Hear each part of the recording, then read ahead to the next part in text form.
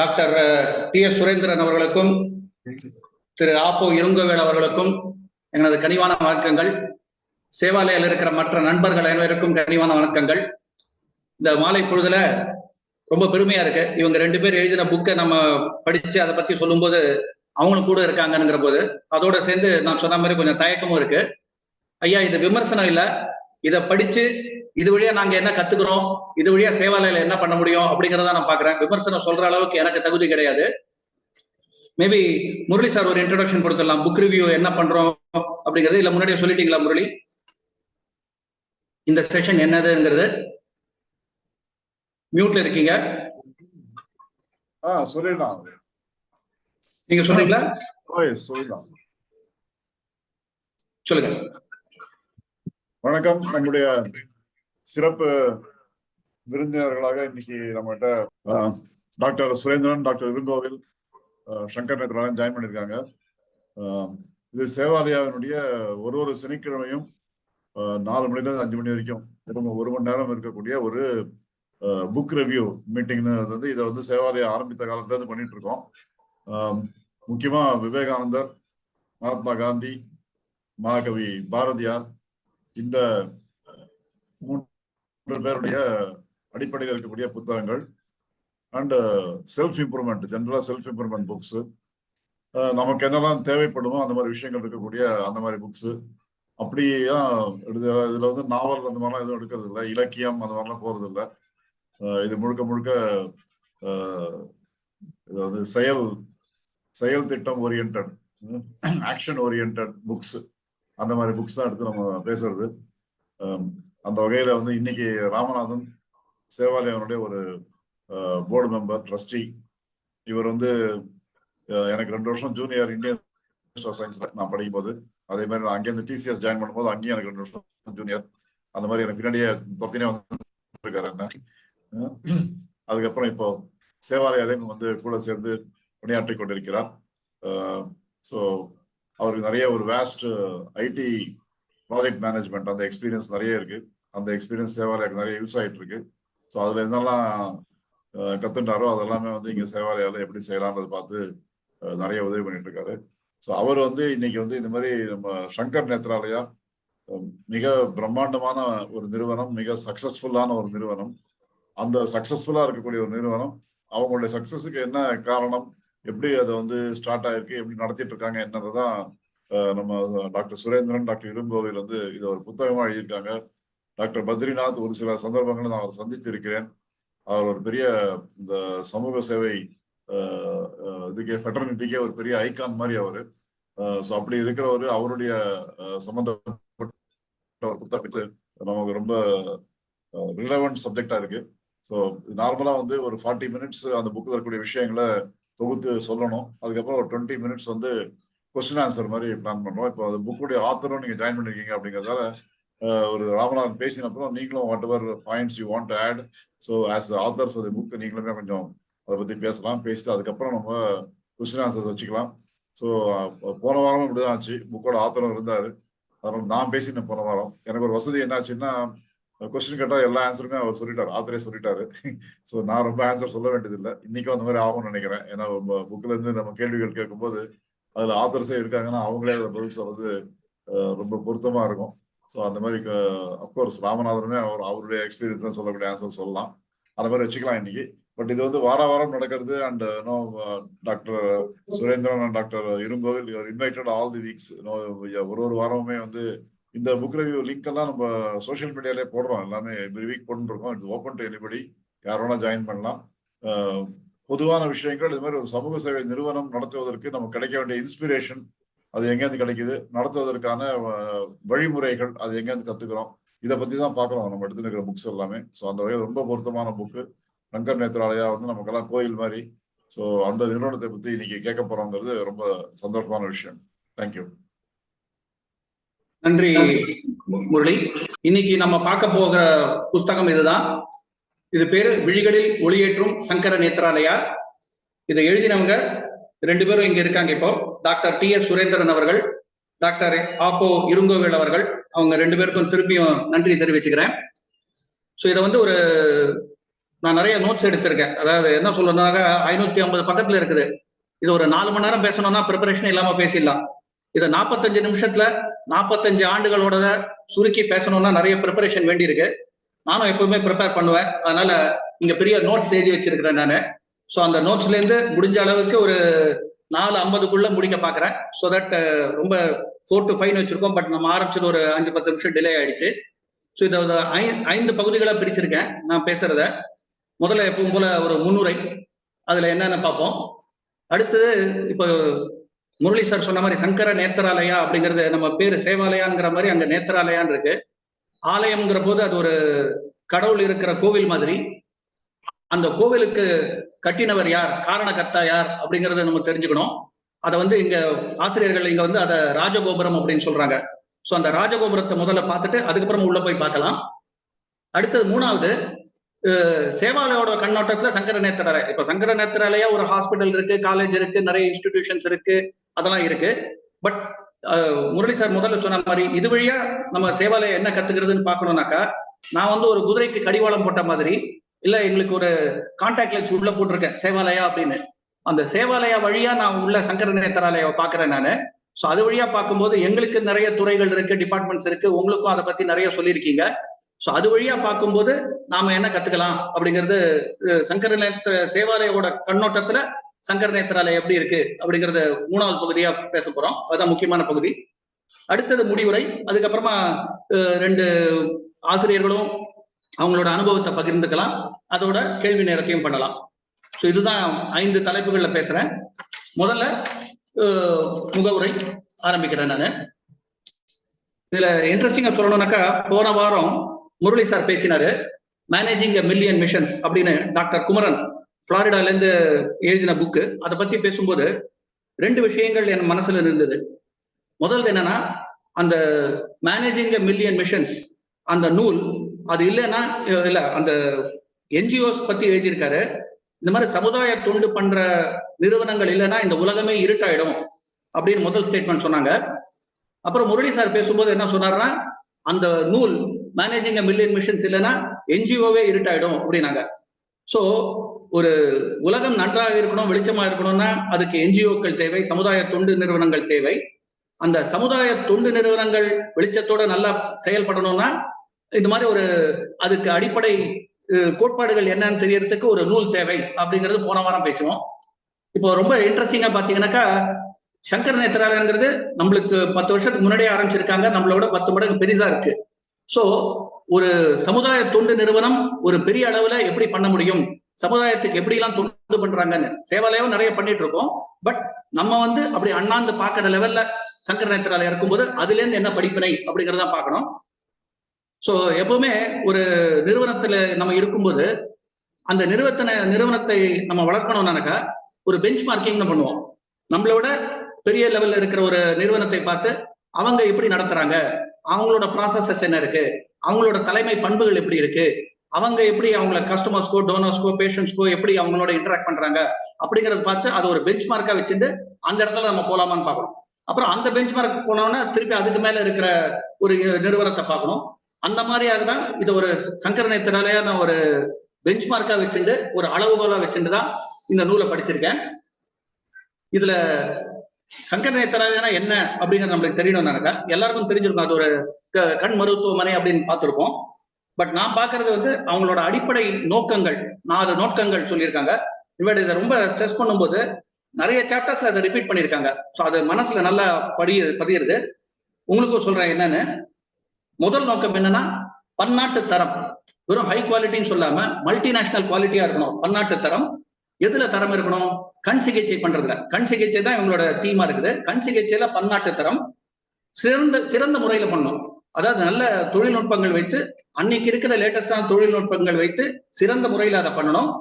அப்புறம் யாருக்கு கொடுக்கணும்? இது ஒவ்வொருவருக்கும் வழங்க வேண்டும். அதாவது இது ஒரு 1970களில் ஆரம்பிக்கும் போது பார்த்தனாக்கா, இந்தியால நிறைய பேருக்கு கண்ணுல நிறைய நோய் இருந்தது. நிறைய பேருக்கு கண்ணு தெரியாம இருந்தது. அந்த சிச்சுவேஷன்ல எல்லாருக்கும் இந்த கண் மருத்துவம் வேணும், தொழில்நுட்பத்துல சிறந்து இருக்கணும் அப்படிங்கிறதுக்காக இந்த முதல் விஷயம் சொல்லியிருக்காங்க. பன்னாட்டு தரம், கண் சிகிச்சையில சிறந்த முறையில ஒவ்வொருவருக்கும் வழங்குதல் அப்படிங்கிறது முதல் கோட்பாடு. ரெண்டாவது, இப்ப யோசிச்சு பார்க்கலாம், ஒரு டாக்டர் பத்ரிநாத் இருந்தாரு, ஒரு டாக்டர் சுரேந்திரன் இருக்காரு, கூட இன்னொரு 10 பேர் இருக்கலாம், 20 பேர் இருக்கலாம், 30 பேர் இருக்கலாம். ஆனா இந்தியா பூரா இருக்கிறவங்களுக்கு எல்லாம் கண் மருத்துவம் பார்க்கணும்னா 5 மருத்துவர்கள் பத்தாது, 10 மருத்துவர்கள் பத்தாது, 100 கணக்கில் வேற முடியும். அப்ப எப்படி எல்லாரையும் நம்ம வந்து சங்கர நேத்திராலயக்குள்ள நம்மளால வேலைக்கு வைக்க முடியாது, ஊழியர்களை வைக்க முடியாதுங்கிற போது ரெண்டாவது கோட்பாடு வருது, பயிற்சி மற்றும் கற்பித்தல். தனக்கு தெரிந்ததை மற்றவங்களுக்கு சொல்லி தரணும், அதை வந்து ஒரு ட்ரைனிங்கா சொல்லி தரலாம், இல்ல காலேஜஸ் வச்சு சொல்லி தரலாம் அப்படின்னு சொல்லி அந்த பயிற்சி மற்றும் கற்பித்தல்ங்கிறது. அது உங்களுக்கு என்ன மாதிரி எல்லாம் கற்பிக்கிறாங்கன்னா, எலைட் ஸ்கூல் ஆஃப் ஆப்டோமெட்ரி அப்படின்னு சொல்லி ஆப்டோமெட்ரி பத்தி, அதை நம்ம கண்டெஸ்ட் பண்ணும்போது அதுதான் நான் நினைக்கிறேன் டாக்டர் சுரேந்திரன் எக்ஸ்பிளைன் பண்ணலாம் அதை பத்தி. எலைட் ஸ்கூல் ஆஃப் ஆப்டோமெட்ரின்னு ஒண்ணு, சங்கர நேத்திராலயா அகாடமின்னு ஒண்ணு, Vidyasagar institute of biomedical technology and சயின்ஸ்னு, அப்புறம் VRF vision research centre foundation அது இருக்குது. இது வழியா சோ ஒரு டாக்டர் 2 டாக்டர் இல்லாம ஆயிரக்கணக்கில் டாக்டர்கள், ஆயிரக்கணக்கில் ஆப்டோமெட்ரிஸ்ட் இவங்களை ட்ரெயின் பண்ணி சங்கர நேத்திராலயம் மாத்திரம் இல்ல, இந்த மாதிரி பல நேத்திராலயங்கள் உருவாக்குறதுக்கு காரணமா இருந்திருக்காங்க. சோ பயிற்சி மற்றும் கற்பித்தல் அப்படிங்கிறது அவங்களோட இரண்டாவது நோக்கமா இருந்திருக்கு. மூணாவது, சரிப்பா எல்லாருக்கும் நம்ம கண் மருத்துவம் கொடுத்துடலாம், தொழில்நுட்பத்துல சிறந்த மல்டிநேஷனல் பன்னாட்டு தரத்துல கொடுத்துடலாம், ஆனா இதுக்கெல்லாம் செலவாகுமே, அப்ப அந்த செலவு வந்து நம்ம நோயாளிகள் கிட்ட இருந்தாலும் வாங்கணும் அப்படின்னு பார்த்தாங்கன்னாக்கா அதுக்கு அடுத்த கோட்பாடு என்ன சொல்றாங்கன்னாக்கா, ஏழைகளுக்கு முற்றிலுமாக இலவசம். சோ இது என்னதான் செலவாச்சுனாலும், ஃபாரின்ல இருந்து எக்யூப்மெண்ட் வாங்குறோம், இல்லை இந்தியாலேயே ரொம்ப ஹை லெவல்ல இருக்கிற எக்யூப்மெண்ட் வாங்கினாலும் ஏழைகளுக்கு முற்றிலுமாக இலவசமாக கொடுக்கணும். அதுதான் நம்ம சேவாலயாலையும் நம்ம கடைபிடிக்கிறது.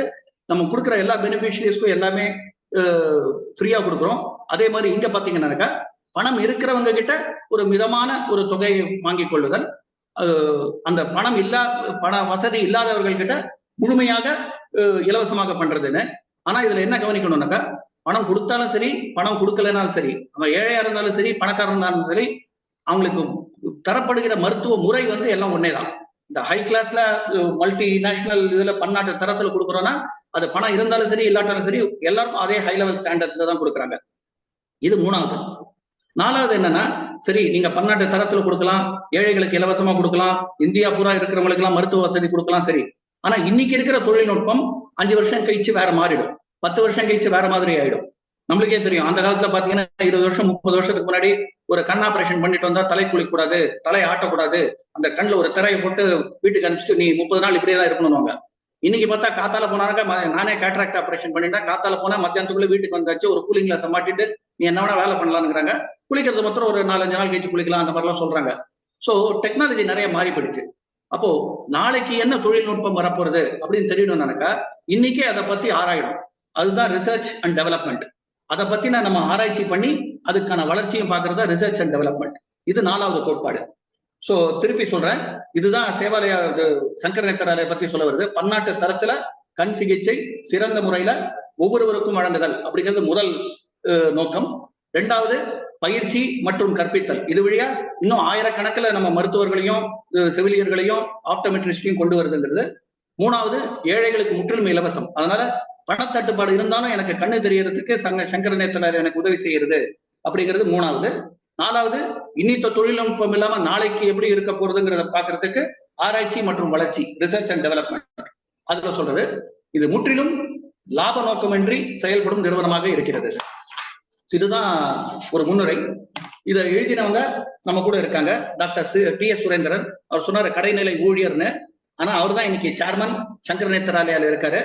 அந்த நூல்ல அவர் எழுதினபடி பார்த்தா சங்கர நேத்திராலயம் ஆரம்பிக்கிறதுக்கு தொடங்குறதுக்கு முன்னாடியே டாக்டர் பத்ரிநாத்தோட அவர் கீழே வேலை பண்ணி அவரோட தொழில்நுட்பத்தெல்லாம் அவர்கிட்ட இருந்து தெரிஞ்சுட்டு, அது மாத்திரம் இல்ல அந்த கல்ச்சர், ஏழைகளுக்கு உதவணும், எல்லாருக்கும் கண்ணு தெரிய வைக்கணும், நம்ம ஒரு கருணை உள்ளத்தோட இருக்கணும் அப்படிங்கிறது முக்கியமா கத்துண்டு அவரோட இருந்து இன்னைக்கு சேர்மன் ஆஃப் சங்கர நேத்திராலயாவா இருக்காரு அவரு. அடுத்தது ஆப்போ இருங்கோவேல், மருத்துவ சமூகவியலாளர். இன்ஃபேக்ட் சார் எனக்கே அது வந்து அப்படின்னா என்னெல்லாம் ரோல் பண்ணிருக்கீங்க அப்படிங்கிறது தெரியணும் எனக்கு. ஸோ நீங்க ஒரு 5 மினிட்ஸ் கடைசியில பேசினீங்கன்னா நல்லா இருக்கும். மருத்துவ சமூகவியலாளர் அப்படிங்கிறது. இன்னொன்னு முக்கியமா பாத்தீங்கன்னா மருத்துவமும் தமிழும் கலந்த ஆள் அவரு. மருத்துவ தமிழ் ஆர்வலரா இருக்காரு. ஸோ அதனால அவர் நிறைய கட்டுரைகள் எழுதியிருக்காரு மருத்துவத்தை பத்தி, கண் மருத்துவத்தை பத்தி. 1992 சங்கர நேத்ரால இருந்திருக்காரு. பலப்பட்ட துறைகள்ல அவரு சங்கர நேத்ரால வேலை பண்ணி இன்னைக்கும் அதுல அசோசியேட்டட் ரிட்டையர் ஆயிட்டு இன்னும் அதுல கான்ட்ரிபியூட் பண்ணிட்டு இருக்காரு. இந்த நூல் எப்படி வந்ததுன்னு பாத்தீங்கன்னா, ரொம்ப காலமாவே இருங்கவேல் அவர்கள் டாக்டர் பத்ரிநாத் கேட்டிருக்காங்க, நம்மளை பத்தி ஒரு நூல் எழுதணும் அப்படிங்கிறது. அவரானா ரொம்ப நாளா தயக்கம் காமிச்சிருந்தாரு. நீங்க எழுதினீங்கன்னாக்கா என்னை பத்தி தான் எழுதுவீங்க, டாக்டர் பத்ரிநாத் பத்தி தான் எழுதுவீங்க, என்னோட குடும்பத்துல நிறைய இந்த மாதிரி விஷயங்கள்லாம் கேட்டுட்டு இருக்கீங்க, நமக்கு என்னை பத்தி ஒரு தனிப்பட்ட மனிதனை பத்தி எழுதக்கூடாது, ஆனா இந்த நூல் வழியாக இன்னும் 100 சங்கர நேத்ராலயா வரணும், இன்னும் பல்லாயிரக்கணக்கான மருத்துவர்கள் சேவை புரியணும், ஏழைகளுக்கு இன்னும் நிறைய பேர் உதவணும் அப்படிங்கிற நோக்கத்துல எழுதணும் அப்படின்னு சொல்லி, அது ஒரு பத்ரிநாத், டாக்டர் SS பத்ரிநாத் அப்படிங்கிற ஒரு தனிப்பட்ட முறை இல்லாம இது வழியா சமூகத்துக்கு எப்படி தொண்டு பண்ண முடியும், அதுக்காக ஒரு நூல் எழுதணும் சொல்லி 2012 ஆங்கிலத்துல சங்கர நேத்ராலயாஸ் பேஷன் ஃபார் கம்பேஷன் அப்படின்னு ஒண்ணு எழுதியிருக்காங்க. பேஷன் ஃபார் கம்பேஷன், அதாவது இரக்கத்திற்கான பேரார்வம் உள்ள சங்கர நேத்ராலயா அப்படிங்கிறது. இது எப்படிப்பட்ட ஆர்கனைசேஷன், எந்த லெவல்ல ஆபரேட் பண்றாங்கன்னு தெரியணும்னாக்கா ஒரே இதுதான், இந்த புக்குக்கு அணிந்துரை எழுதுற யாருன்னா doctor APJ Abdul Kalam. So அந்த லெவல்ல தான் இவங்க இன்டராக்ட் பண்றாங்க. அதுல இருந்து நம்மளுக்கு கத்துக்கிறதுக்கு நிறைய இருக்கு. ஸோ இப்ப நம்ம பார்த்த இந்த விழிகளில் ஒளியேற்றும் சங்கர நேத்ராலயா இது மொழிபெயர்ப்பு அல்ல அப்படிங்கிறத அடிக்கோள் காட்டு சொல்லியிருக்காங்க. இது மொழிபெயர்ப்பு இல்ல, ஆனா அதுல இருந்து வந்த ஒரு தமிழ் மொழி வடிவம் அப்படிங்கிறாங்க. ஸோ 2012 எழுதப்பட்ட ஆங்கில நூல்ல இருந்து இது இப்போ ரீசெண்டா கடந்த 1 இயர்ல வந்திருக்குன்னு நினைக்கிறேன், அவங்க சொல்லலாம். ஸோ இதுதான் ஒரு முன்னுரை. சங்கர நேத்ராலயா அப்படின்னா பேர் எங்கேருந்து வந்தது அப்படின்னு பாத்தீங்கன்னா, சம் கர அப்படிங்கிறாங்க. சம்னா சுபம், சுபம்ங்கிறோம். சுபம் கர அப்படின்னா, கரனா நம்மளுக்கு தெரியும் இது செய்தவர் அப்படின்னு. சுபத்தை செய்தவர்னா நல்ல காரியங்களை செய்தவர் சங்கரர். அதனால அந்த சங்கரன் வந்திருக்கு. இன்னொன்னு, இது தொடங்கி வச்சது ஆசீர்வாதம் பண்ணது பாத்தீங்கன்னா காஞ்சி காமகோடி பீடாதிபதியிலிருந்து ஜெயேந்திர சரஸ்வதி சுவாமிகள் அந்த சங்கர மடத்துக்கு அதுக்கு மரியாதை செலுத்துவதற்காக, வணங்குவதற்காக சங்கர என்ற பேர்ல ஆரம்பிச்சிருக்கு. நேத்ராலயம் போது கண்ணுக்கு ஆலயம் அப்படிங்கிறது சேவாலயில இருக்கிறவங்க எல்லாருக்குமே புரியும். இது ஒரு ஆலயமா தான் நம்ம வழிபடுறோம். நம்ம சேவாலயாலையும் சேவை பண்றதுக்கான ஆலயம்ங்கிற மாதிரி இங்க கண் சேவைக்கான ஆலயம்ங்கிறதால இது நேத்ராலயா அப்படின்னு இருந்திருக்கு. அதோட அந்த கோவிலுக்குள்ள போறதுக்கு அந்த ராஜகோபுரம் அப்படின்னு பார்த்தோன்னா டாக்டர் SS பத்ரிநாத் அவர் திருப்பி சொல்லியிருக்காரு, என்னை பத்தி இதுல பேசக்கூடாது, தனிப்பட்ட முறையில நான் யாருங்கிறது இது தெரியணும்னு அவசியம் இல்லைன்னு. பட் இருந்தாலும் இவங்க சொல்ற மாதிரி ஒரு கோயிலுக்குள்ள போறதுக்கு முன்னாடி ராஜகோபுரம் எப்படி நம்ம பார்த்து வணங்கணும் அப்படிங்கிறதுக்காக இன்னைக்கு அதை பார்க்கணும். அதுவுமே இதை படிக்க doctor Surendran sir, doctor Irungovel sir இதை படிக்கும் போதெல்லாம் எனக்கு என்ன தோணுதுன்னா, எங்க முரளி சாருக்கு ஒரு சஃபாரி சூட் போட்டு ஒரு ஸ்டெதஸ்கோப்பை வச்சு பார்த்தனாக்கா இப்படி இருப்பாரோ அந்த மாதிரிதான் டாக்டர் பத்ரிநாத்தை பத்தி உருவாக்கிக்கிறீங்க. வெளி உருவத்துல இவரு கதர் வேஷ்டி கதர் சட்டை போட்டு இருக்காரே தவிர்த்து உள்ளுக்குள்ள பாத்தீங்கன்னா அவங்களோட நோக்கங்கள் எண்ணங்கள் எல்லாம் பார்த்தா டாக்டர் பத்ரிநாத்துக்கு என்னெல்லாம் சொல்றீங்களோ அதே தான் முரளி சாருக்கும் இருந்திருக்கு. இது பெருமைக்காக சொல்ல, பட் கிரேட் மேன் திங்க் அலைக் அப்படின்னு சொல்ற மாதிரி இவங்க 2 பேருமே ஒரே நோக்கத்துல எண்ணி இருக்காங்க.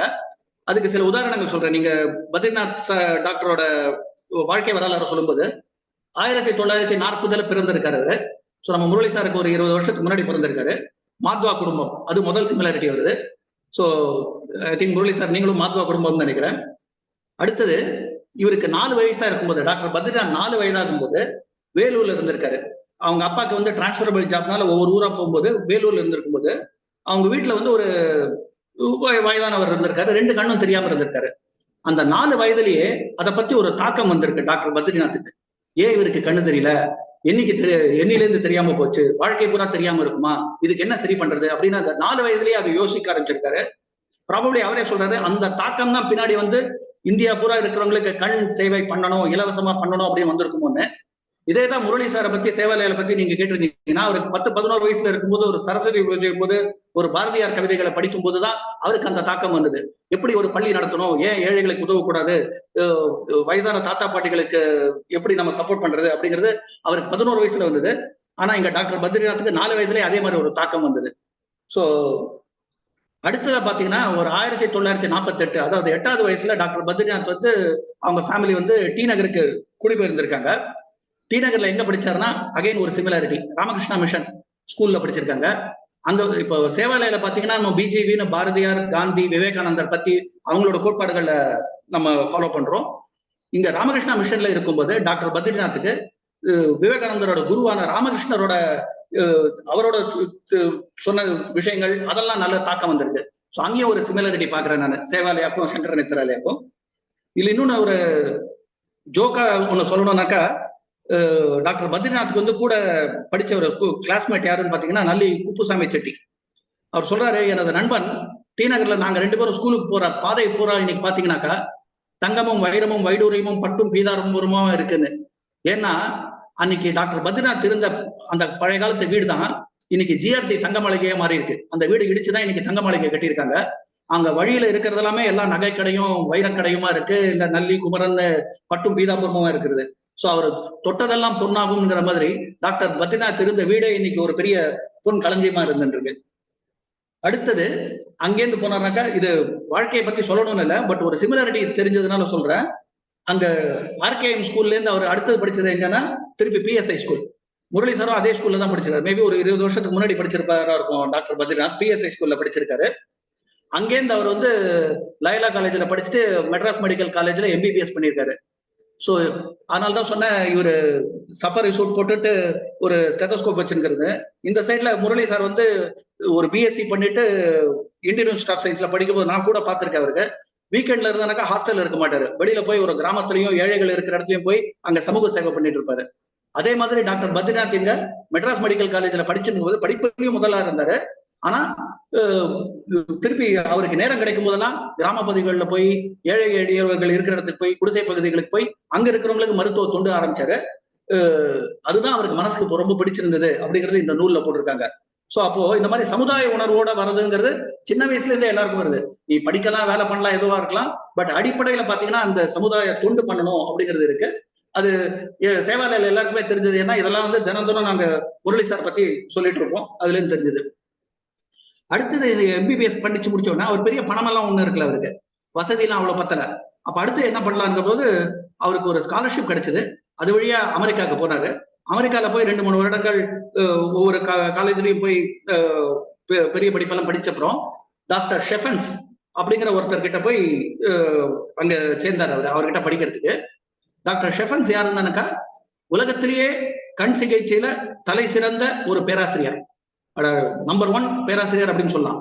அவர் கீழே மாணவரா சேர்றதுன்னா நானானியான ஒரு பெரிய போட்டியே இருக்கும். அப்போ அந்த நூற்றுக்கணக்கான பேர் மாணவர்கள் போய் நான் சேரணுங்கிற போது டாக்டர் ஷெஃபன்ஸ் வந்து இவர் ஒரு நேர்காணல் பண்ணியிருக்காரு, இன்டர்வியூ பண்ணியிருக்காரு.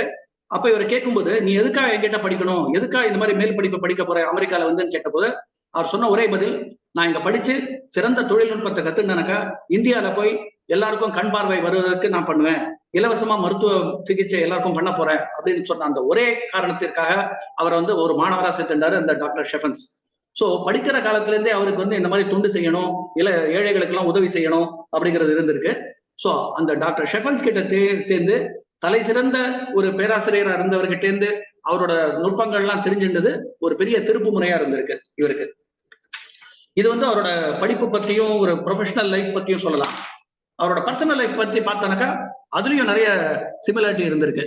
அங்க அமெரிக்கால படிக்கும் போதே டாக்டர் வசந்தி அப்படிங்கிறவங்களை பார்த்திருக்காங்க. 2 பேருக்குமே அந்த சமுதாய தொண்டு பண்ணணும்னு இருக்கு. இன்ஃபேக்ட் டாக்டர் பத்ரிநாத்க்கு இன்னுமே நிறைய இருந்ததுன்னு தான் இந்த நூலை படிச்சா எனக்கு தெரியுது. தப்பா ரைட்டான்னு தெரியல, ஆசிரியர்கள் தான் திருத்தணும். இந்த டாக்டர் வசந்திங்கிறவங்களும் சாதாரண ஆள் இல்லை. அவங்க வந்து பீடியாட்ரிக்ஸ், குழந்தை நலத்தை பத்தி படிச்சுட்டு ஹீமட்டாலஜின்னு நம்ம ரத்த சம்பந்தமா எல்லாம் படிச்சுட்டு வந்திருக்காங்க.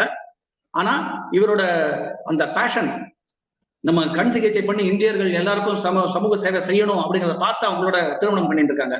அதான் சொன்னேன், இந்த 4 பேருமே முரளி சார் பாத்தீங்கன்னா பூனா மேடமோட காலேஜ்ல ஸ்கூல்லயே அவங்க 2 பேருமா சேர்ந்து சமூக சேவை பண்றதை பத்தி பேசி சேவாலயம் ஒண்ணு பண்ணணும்னு சொல்லி அவங்களோட 16-17 வயசுல இருந்தே அவங்க வந்து 2 பேரும் சேர்ந்து எண்ணி அதுக்கப்புறமா எல்லாம் ஆரம்பிச்சு அதுக்கப்புறமா திருமணம் பண்ணிட்டு சேவாலயம் ஆரம்பிச்சு இன்னைக்கு சக்சஸ்ஃபுல்லா ஓட்டிட்டு இருக்காங்க.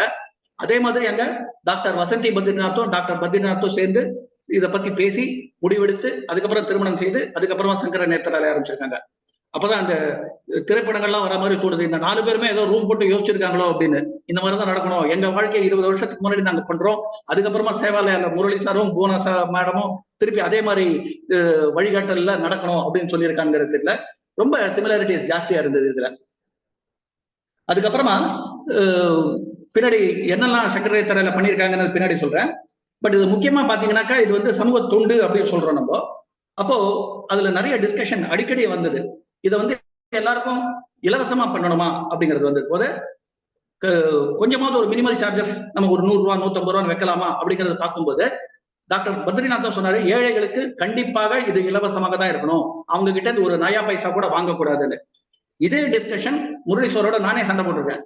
ஒரு 10 ரூபாயாவது வாங்கலாம், ஒரு 20 ரூபாயாவது வாங்கலாம், அப்பதான் அந்த அவங்க பண்ற வேலைக்கான மதிப்பு அவங்களுக்கு தெரியும். அவங்க ஒரு கம்யூனிட்டி காலேஜ்ல வந்து நம்ம ஒருத்தருக்கு டெய்லரிங் கத்து தரோம், இல்ல ஒரு கம்ப்யூட்டர் கத்து தரோம்னா நீ ஒரு 50 ரூபா கொடு 60 ரூபா கொடுனாதான் அவங்க வந்துட்டு போறதுக்கான மதிப்பு அவங்களுக்கு தெரியும் சொன்னேன். முரளி சார் ரொம்ப கண்டிப்பா இல்ல நமக்கு வர எல்லா பெனிஃபிஷியரிஸ்க்கும் எல்லாமே இலவசமா தான் செய்யணும் அப்படின்னு சொல்லி இந்த 35 36 வருஷத்துல நம்ம பண்ண எல்லா சர்வீசஸுமே ஃப்ரீயா இருக்கிற மாதிரி இங்க டாக்டர் பத்ரிநாத்தும் ஏழைகளுக்கு எல்லாமே இலவசமா இருக்கணும்னாரு. ஆனால் நம்மளுக்கும் அவங்களுக்கும் ஒரு சின்ன டிஃபரன்ஸ் என்னன்னா, பணம் வசதி படைத்தவர்கள் அவங்க கிட்ட இலவசமா வாங்க வேண்டாம், அதனால ரொம்ப நிறையவும் பணம் வாங்கக்கூடாது, ஒரு விதமான கட்டணத்தை வாங்கி அது வழியா பண்ணணும், ஆனா சேவை 2 பேருக்கும் ஒரே மாதிரி தான் இருக்கணும் அப்படின்னு சொல்லி இந்த டிஸ்கஷன் அடிக்கடி நடந்திருக்கு அப்படின்னுவாங்க. இன்ஃபேக்ட் டாக்டர் சுரேந்திரன் வந்து அதை பத்தி பர்சனலா நிச்சயம் டிஸ்கஷன்ல இருந்திருப்பாரு, ஹீட்டட் டிபேட்ஸ் இருந்திருக்கும், அவர் அதை பத்தி பின்னாடி ஷேர் பண்ணலாம்.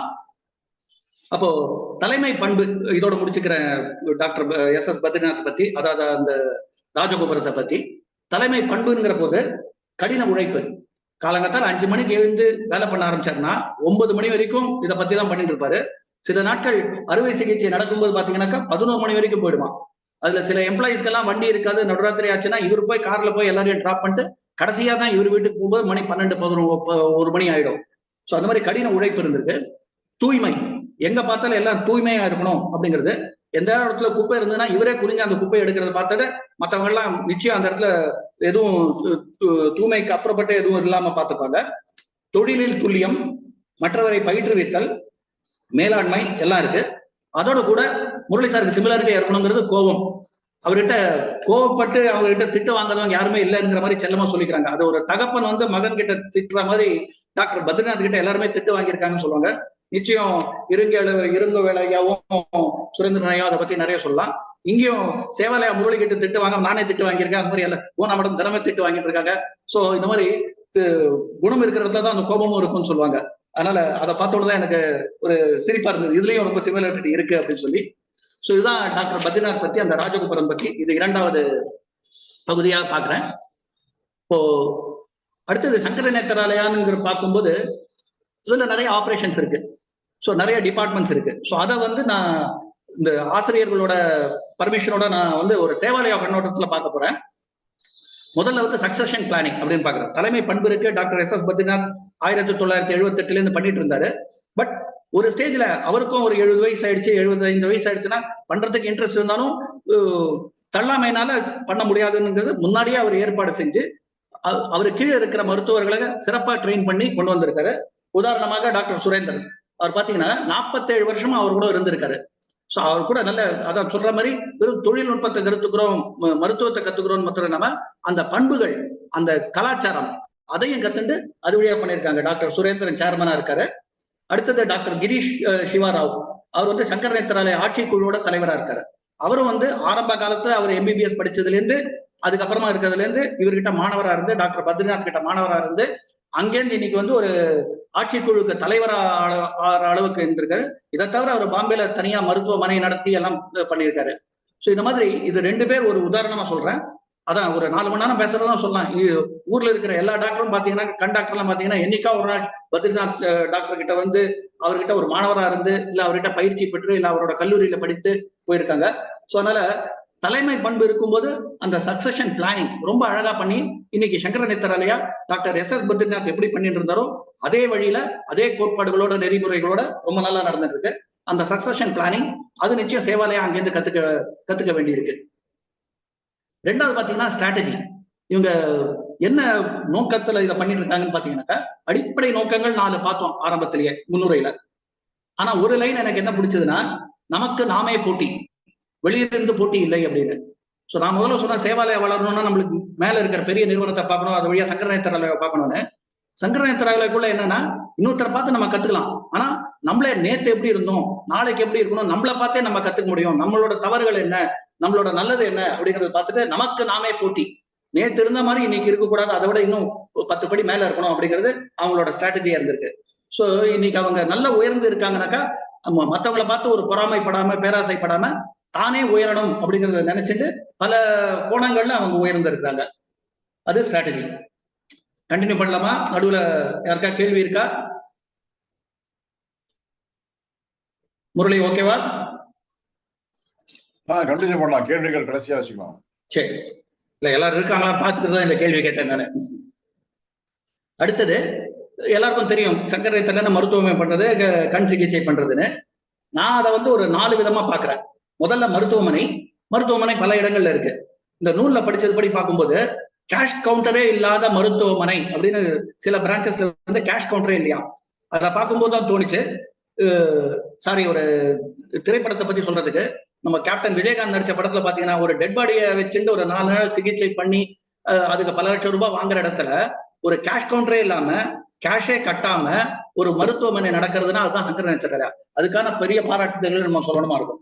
ஸோ அந்த மாதிரி கேஷ் கவுண்டரே இல்லாம மருத்துவமனை நடக்கிறது.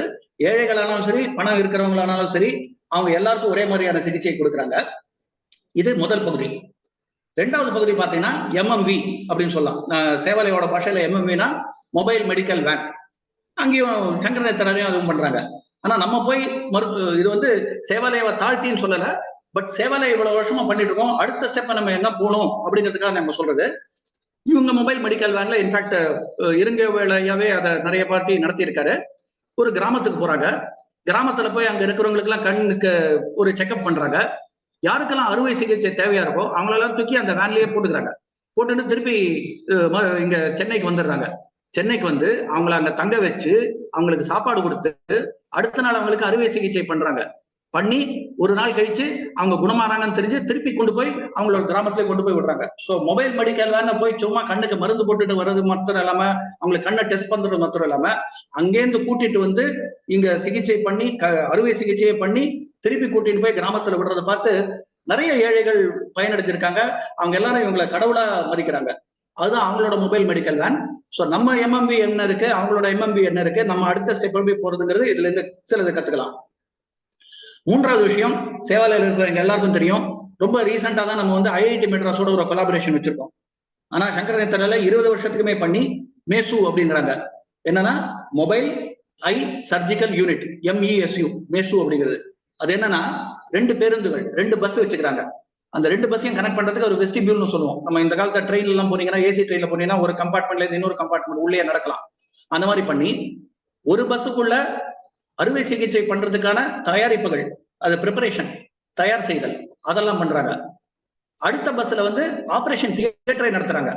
சோ எதுக்குப்பா இந்த பஸ்னாக்கா, எல்லா இடத்துலயும் போய் அங்கேருந்து ஆளுங்கெல்லாம் கூட்டிட்டு வந்து மருத்துவனை கொண்டு வந்து திருப்பி கொண்டு விட முடியாத வசதிகள் இல்லாத ஆளுங்க, வீட்டுல தனியா இருக்காங்க, இல்ல வீட்டுல இருக்கிறவங்க பெரிய பிரச்சனை பண்றாங்க, உன்னெல்லாம் கூட்டிட்டு போக மாட்டேன்னு சொன்னாக்கா, நம்ம என்னதான் வந்து இவங்க வேன்ல போட்டு மொபைல் மெடிக்கல் வேன்ல கூட்டிட்டு வந்து போனாலும் அந்த வர முடியாதவர்களை அங்கேயே உட்கார்ந்து சர்ஜரி பண்றதுக்கு இந்த MESU அப்படிங்கிற சர்ஜிக்கல் யூனிட் வச்சு 2 பஸ் வச்சு காடுகள்லயும் மலைகள்லயும் போய் 100கணக்கான ஆளுங்களுக்கு அங்கேயே சர்ஜரி பண்ணி அங்கேயே அவங்கள வீட்லயே படுக்க வச்சு அடுத்த நாள் போய் அவங்களுக்கு சிகிச்சை பார்த்துட்டு வந்திருக்காங்க.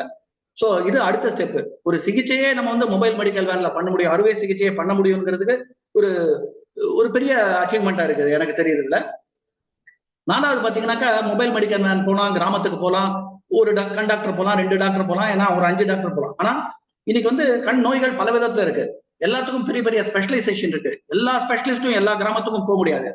அப்ப என்ன பண்ணிருக்காங்கன்னாக்கா, ISRO நம்ம ISRO வழியா தொலைத்தொடர்பு எக்யூப்மெண்ட்ஸ் எல்லாம் அந்த தொழில்நுட்பத்தெல்லாம் எடுத்து அதை வேன்ல மாட்டி அதை வந்து கிராமங்களுக்கு அந்த வேனை எடுத்துட்டு போய் யாருக்கா ஸ்பெஷலா இந்த மாதிரி ஸ்பெஷல் அட்டென்ஷன் வேண்டி இருக்குனாக்கா இவங்களோட தலைமை மையத்தோட அதை கனெக்ட் பண்ணி அங்க இருக்கிற ஸ்பெஷலிஸ்ட இவங்களை கண் டெஸ்ட் பண்ண வச்சு அது வழியா அவங்க சொல்ற அட்வைஸை பண்ணி இங்க சிகிச்சை பண்ணியிருக்காங்க. ஸோ கிராமத்துல போயிட்டு கிராமத்துல இருந்து எல்லாரையும் கூட்டிட்டு வந்து இங்க நுங்கம்பாக்கத்துக்கு வந்தோ இல்ல மற்ற இடத்துக்கு வந்தோ அவங்களுக்கு சிகிச்சை கொடுத்து திருப்பி போகணுங்கிறதுல ஸ்பெஷலிஸ்ட் அட்டென்ஷனே வந்து அந்த கிராமத்திலே கிடைக்கிற மாதிரி இந்த இஸ்ரோவோட தொழில்நுட்பத்தை வச்சு அந்த கம்யூனிகேஷன் டெக்னாலஜி வச்சு பண்ணியிருக்காங்க. ஸோ இந்த 4 விதமா நான் உங்களோட மெடிக்கல் இதை பாக்குறேன். ஸோ ஒரு நம்மளும் நிறைய பண்ணிட்டு இருக்கோம், நிறைய இடத்துல நம்ம மெடிக்கல் ஹெல்த் ஃபெசிலிட்டி எல்லாம் வச்சுட்டு இருக்கோம். இதுல இருந்து நம்ம என்ன அடுத்த லெவலுக்கு போறதுங்கிறது இதுல பார்க்கலாம். மருத்துவமனை நடத்துறது, மொபைல் மெடிக்கல் வேன் நடத்துறது, இந்த 2 பஸ் வச்சுட்டு அது வழியா சர்ஜரி பண்றது, இல்ல டெலிமெடிசன், அந்த இஸ்ரோவோட டெலிகம்யூனிகேஷன் வச்சு டெலிமெடிசன் பண்றது, இதெல்லாம் 10-20 வருஷமா அவங்க எல்லாம் பண்ணிட்டு இருக்காங்க. ஸோ இதுல நம்ம என்ன கத்துக்க முடியும்னு பார்க்கலாம். அடுத்தது சிஸ்டம்ஸ் டிபார்ட்மெண்ட். அந்த சிஸ்டம்ஸ் டிபார்ட்மெண்ட்ல இந்த டெக்னாலஜி எல்லாம் பாக்குறத தவிர்த்து நம்ம வந்து இன்னைக்கு கோ டிஜிட்டல் ஒரு ERP எல்லாம் வச்சிருக்கோம். அவங்க 20 வருஷத்துக்கு முன்னாடியே எல்லா டாக்குமெண்ட்ஸையும் டிஜிட்டைஸ் பண்ணி எல்லாத்தையும் கம்ப்யூட்டரைஸ் பண்ணி வச்சிருக்காங்க. ஸோ அந்த மாதிரி சிஸ்டம்ஸும் ரொம்ப சிறப்பான முறையில் அவங்க வச்சிருக்காங்க. அடுத்து சேவாலயோட லாங்குவேஜ்ல பார்க்கணும். நம்மளுக்கு சேவாலயனால எல்லாருக்கும் பள்ளி படிப்பு தான் ஞாபகம் வருது, நம்மளோட கம்யூனிட்டி காலேஜ் ஞாபகம் வருது. நம்ம கம்யூனிட்டி காலேஜ்ல ஒரு ஏசி மெக்கானிக் கற்றுக்கிறோம், ஃப்ரிட்ஜ் ரிப்பேர் கற்றுக் கொடுக்குறோம், ஒரு நர்சிங் கற்றுக் கொடுக்குறோம், ஒரு பியூட்டிஷியன் கோர்ஸ் கற்றுக் கொடுக்குறோம். இங்க என்ன கற்றுக் கொடுக்குறாங்கன்னு பார்த்தா, முதலே நம்ம சொன்ன மாதிரி ட்ரைனிங் அண்ட் எஜுகேஷன் அவங்க பண்றதுல MS மாஸ்டர் ஆஃப் சர்ஜரி பண்றாங்க. ஒரு MBBS படிச்சுட்டு அடுத்த லெவல்ல ஒரு ஸ்பெஷலிஸ்ட் சர்ஜனா ஆகணும்னாக்கா அந்த MS பண்றதுக்கு இவங்களே காலேஜ் நடத்துறாங்க. FRCSன்னு fellow of royal college of surgeons அப்படின்னு கனடால யூகேல எல்லாம் இருக்கு. அதுக்கான ட்ரைனிங், அதுக்கான எக்ஸாம் எல்லாம் இங்க நடத்துறாங்க. ஆப்டோமெட்ரிஸ்ட்னு இந்த கண் டெஸ்ட் பண்றவங்க அவங்களுக்கான கிளாஸஸ், கோர்சஸ் எல்லாம் நடத்துறாங்க. இதெல்லாம் வந்து பிச் பிலானியோட நடத்துறது, சாஸ்திரோட நடத்துறது, மற்ற யூனிவர்சிட்டிஸோட நிறைய நடத்திட்டு இருக்காங்க. இப்போ சேவாலயாலையும் நம்ம முரளி சாரோட விஷயம் என்னன்னா, சேவாலயா யூனிவர்சிட்டி நடத்தணும் அப்படிங்கிறது. இதை படிக்கும் போது எனக்கு ஞாபகம் வந்தது, நம்மளா தனிப்பட்ட யூனிவர்சிட்டி நடத்தணுமா, இல்ல ஏற்கனவே இருக்கிற யூனிவர்சிட்டியோட ஒரு NGO சமுதாய தொண்டுனா நிச்சயம் சேவாலயால ஒரு முரளி சார் மாத்திரம் இல்ல, ஒரு பிரசன்னா ஆகட்டும், ஒரு கிங்ஸ்டன் ஆகட்டும், விஜய் ஆகட்டும், ஆனந்த் ஆகட்டும், நம்ம டீம்ல இருக்கிறவங்க எல்லாருக்குமே வந்து நிறைய சேவாலய சமுதாய தொண்டை பத்தி பேச முடியும். இதை ஒரு கோர்ஸா நடத்தி நம்ம ஏன் ஒரு பிச் பிலானியோட, நம்ம ஏன் ஒரு சாஸ்திரோட, ஒரு SRMோட, ஏன் ஃபாரின் யூனிவர்சிட்டியோட நடத்தலாம். இப்ப நம்ம போன வாரம் பேசினவர் வந்து பிளாரிடா யூனிவர்சிட்டியில NGO பத்தி நடத்துறாரு. அந்த கோர்ஸ்ல ஏன் ஒரு கோர்ஸோ 2 கோர்ஸோ சேவாலயா நடத்த முடியாதா? அப்படி ஒரு கோர்ஸ் 2 கோர்ஸ் சொல்லி கடைசியில எல்லாத்தையும் கம்பைன் பண்ணி ஒரு சோசியல் சர்வீஸ்க்கு ஒரு டிப்ளமா கொடுக்குறேன், ஒரு டிகிரி கொடுக்குறேன் அப்படிங்கறத பண்ண முடியும் அப்படிங்கிற நம்பிக்கை இவங்க பண்றதை வச்சு எனக்கு வருது. அடுத்தது HR டிபார்ட்மெண்ட். நம்ம வந்து ஒரு 300-350 பேர் வச்சிருக்கோம். நிறைய பாசிட்டிவ்ஸ் இருக்கு நம்ம கிட்ட, நமக்கு நிறைய பிரச்சனைகளும் இருக்கு. இங்க பாத்தீங்கன்னாக்கா 1500 ஊழியர்களுக்கு மேல இருக்காங்க. 1500 ஊழியர்கள். இவங்க வெவ்வேறு மாநிலங்கள்ல, வெவ்வேறு கலாச்சாரத்துல, வெவ்வேறு மொழிகள் பேசுறவங்களா இருக்காங்க. ஆனா இவங்கெல்லாம் லட்சக்கணக்கில் சம்பாதிக்கிறாங்களா, கோடிக்கணக்கில் சம்பாதிக்கிறாங்களா? மருத்துவர்கள்ல இருந்து, செவிலியர்கள்ல இருந்து, இந்த மருத்துவம் இல்லாம மற்ற சாதாரண ஊழியர்கள்ல இருந்து எல்லாருக்கும் அடிப்படை சேலரி ரொம்ப ரொம்ப கம்மி. வெளியில போனா இதை விட 2 மடங்கு கிடைக்கலாம், 3 மடங்கு கிடைக்கலாம். ஆனாலும் 30 வருஷமா இதே சங்கர நேத்திரல இருந்திருக்காங்க. ஏன் அப்படிங்கிற கேள்வியை நம்ம கேட்கணும். அது அங்க போய் பார்த்தா தான் தெரியும். பட் இந்த நூலை படிக்கும்போது எனக்கு என்ன தெரியுதுன்னா, அந்த சேவை மனப்பான்மை, அந்த கலாச்சாரம், அது அவங்களுக்கு ரொம்ப பிடிச்சிருக்கு. அதுல ஒரு பெருமை, நானும் இந்த சங்கர நேத்திரல ஒரு பகுதியா இருக்கேன், நானும் இதுல ஒரு சமுதாய தொண்டு பண்றேன் அப்படிங்கிற அந்த பேஷன், அந்த கம்பேஷன்ல வந்து ஒரு பேஷன் அவங்களுக்கு தெரியுதுனால கிட்டத்தட்ட எல்லாருமே வந்து 30, 20, 30, 10 வருஷம் அந்த மாதிரி நிறைய பேர் இருந்திருக்காங்க. அதனால சேலரி ஜாஸ்தியா தான் கொடுத்தாதான் ஆளுங்க இந்த மாதிரி ஒரு நிறுவனத்தில் இருப்பாங்கங்கிற கிடையாது. சேலரி கம்மியா இருந்தாலும் இருக்காங்க. அதுக்காக கம்மியா கொடுக்கணும்னு சொல்ல வரல நானு. ஆனா இந்த மாதிரி ஒரு தொண்டு நிறுவனத்துல வந்து சேலரி வந்து ஒரு பொருட்டா இருக்கக்கூடாது.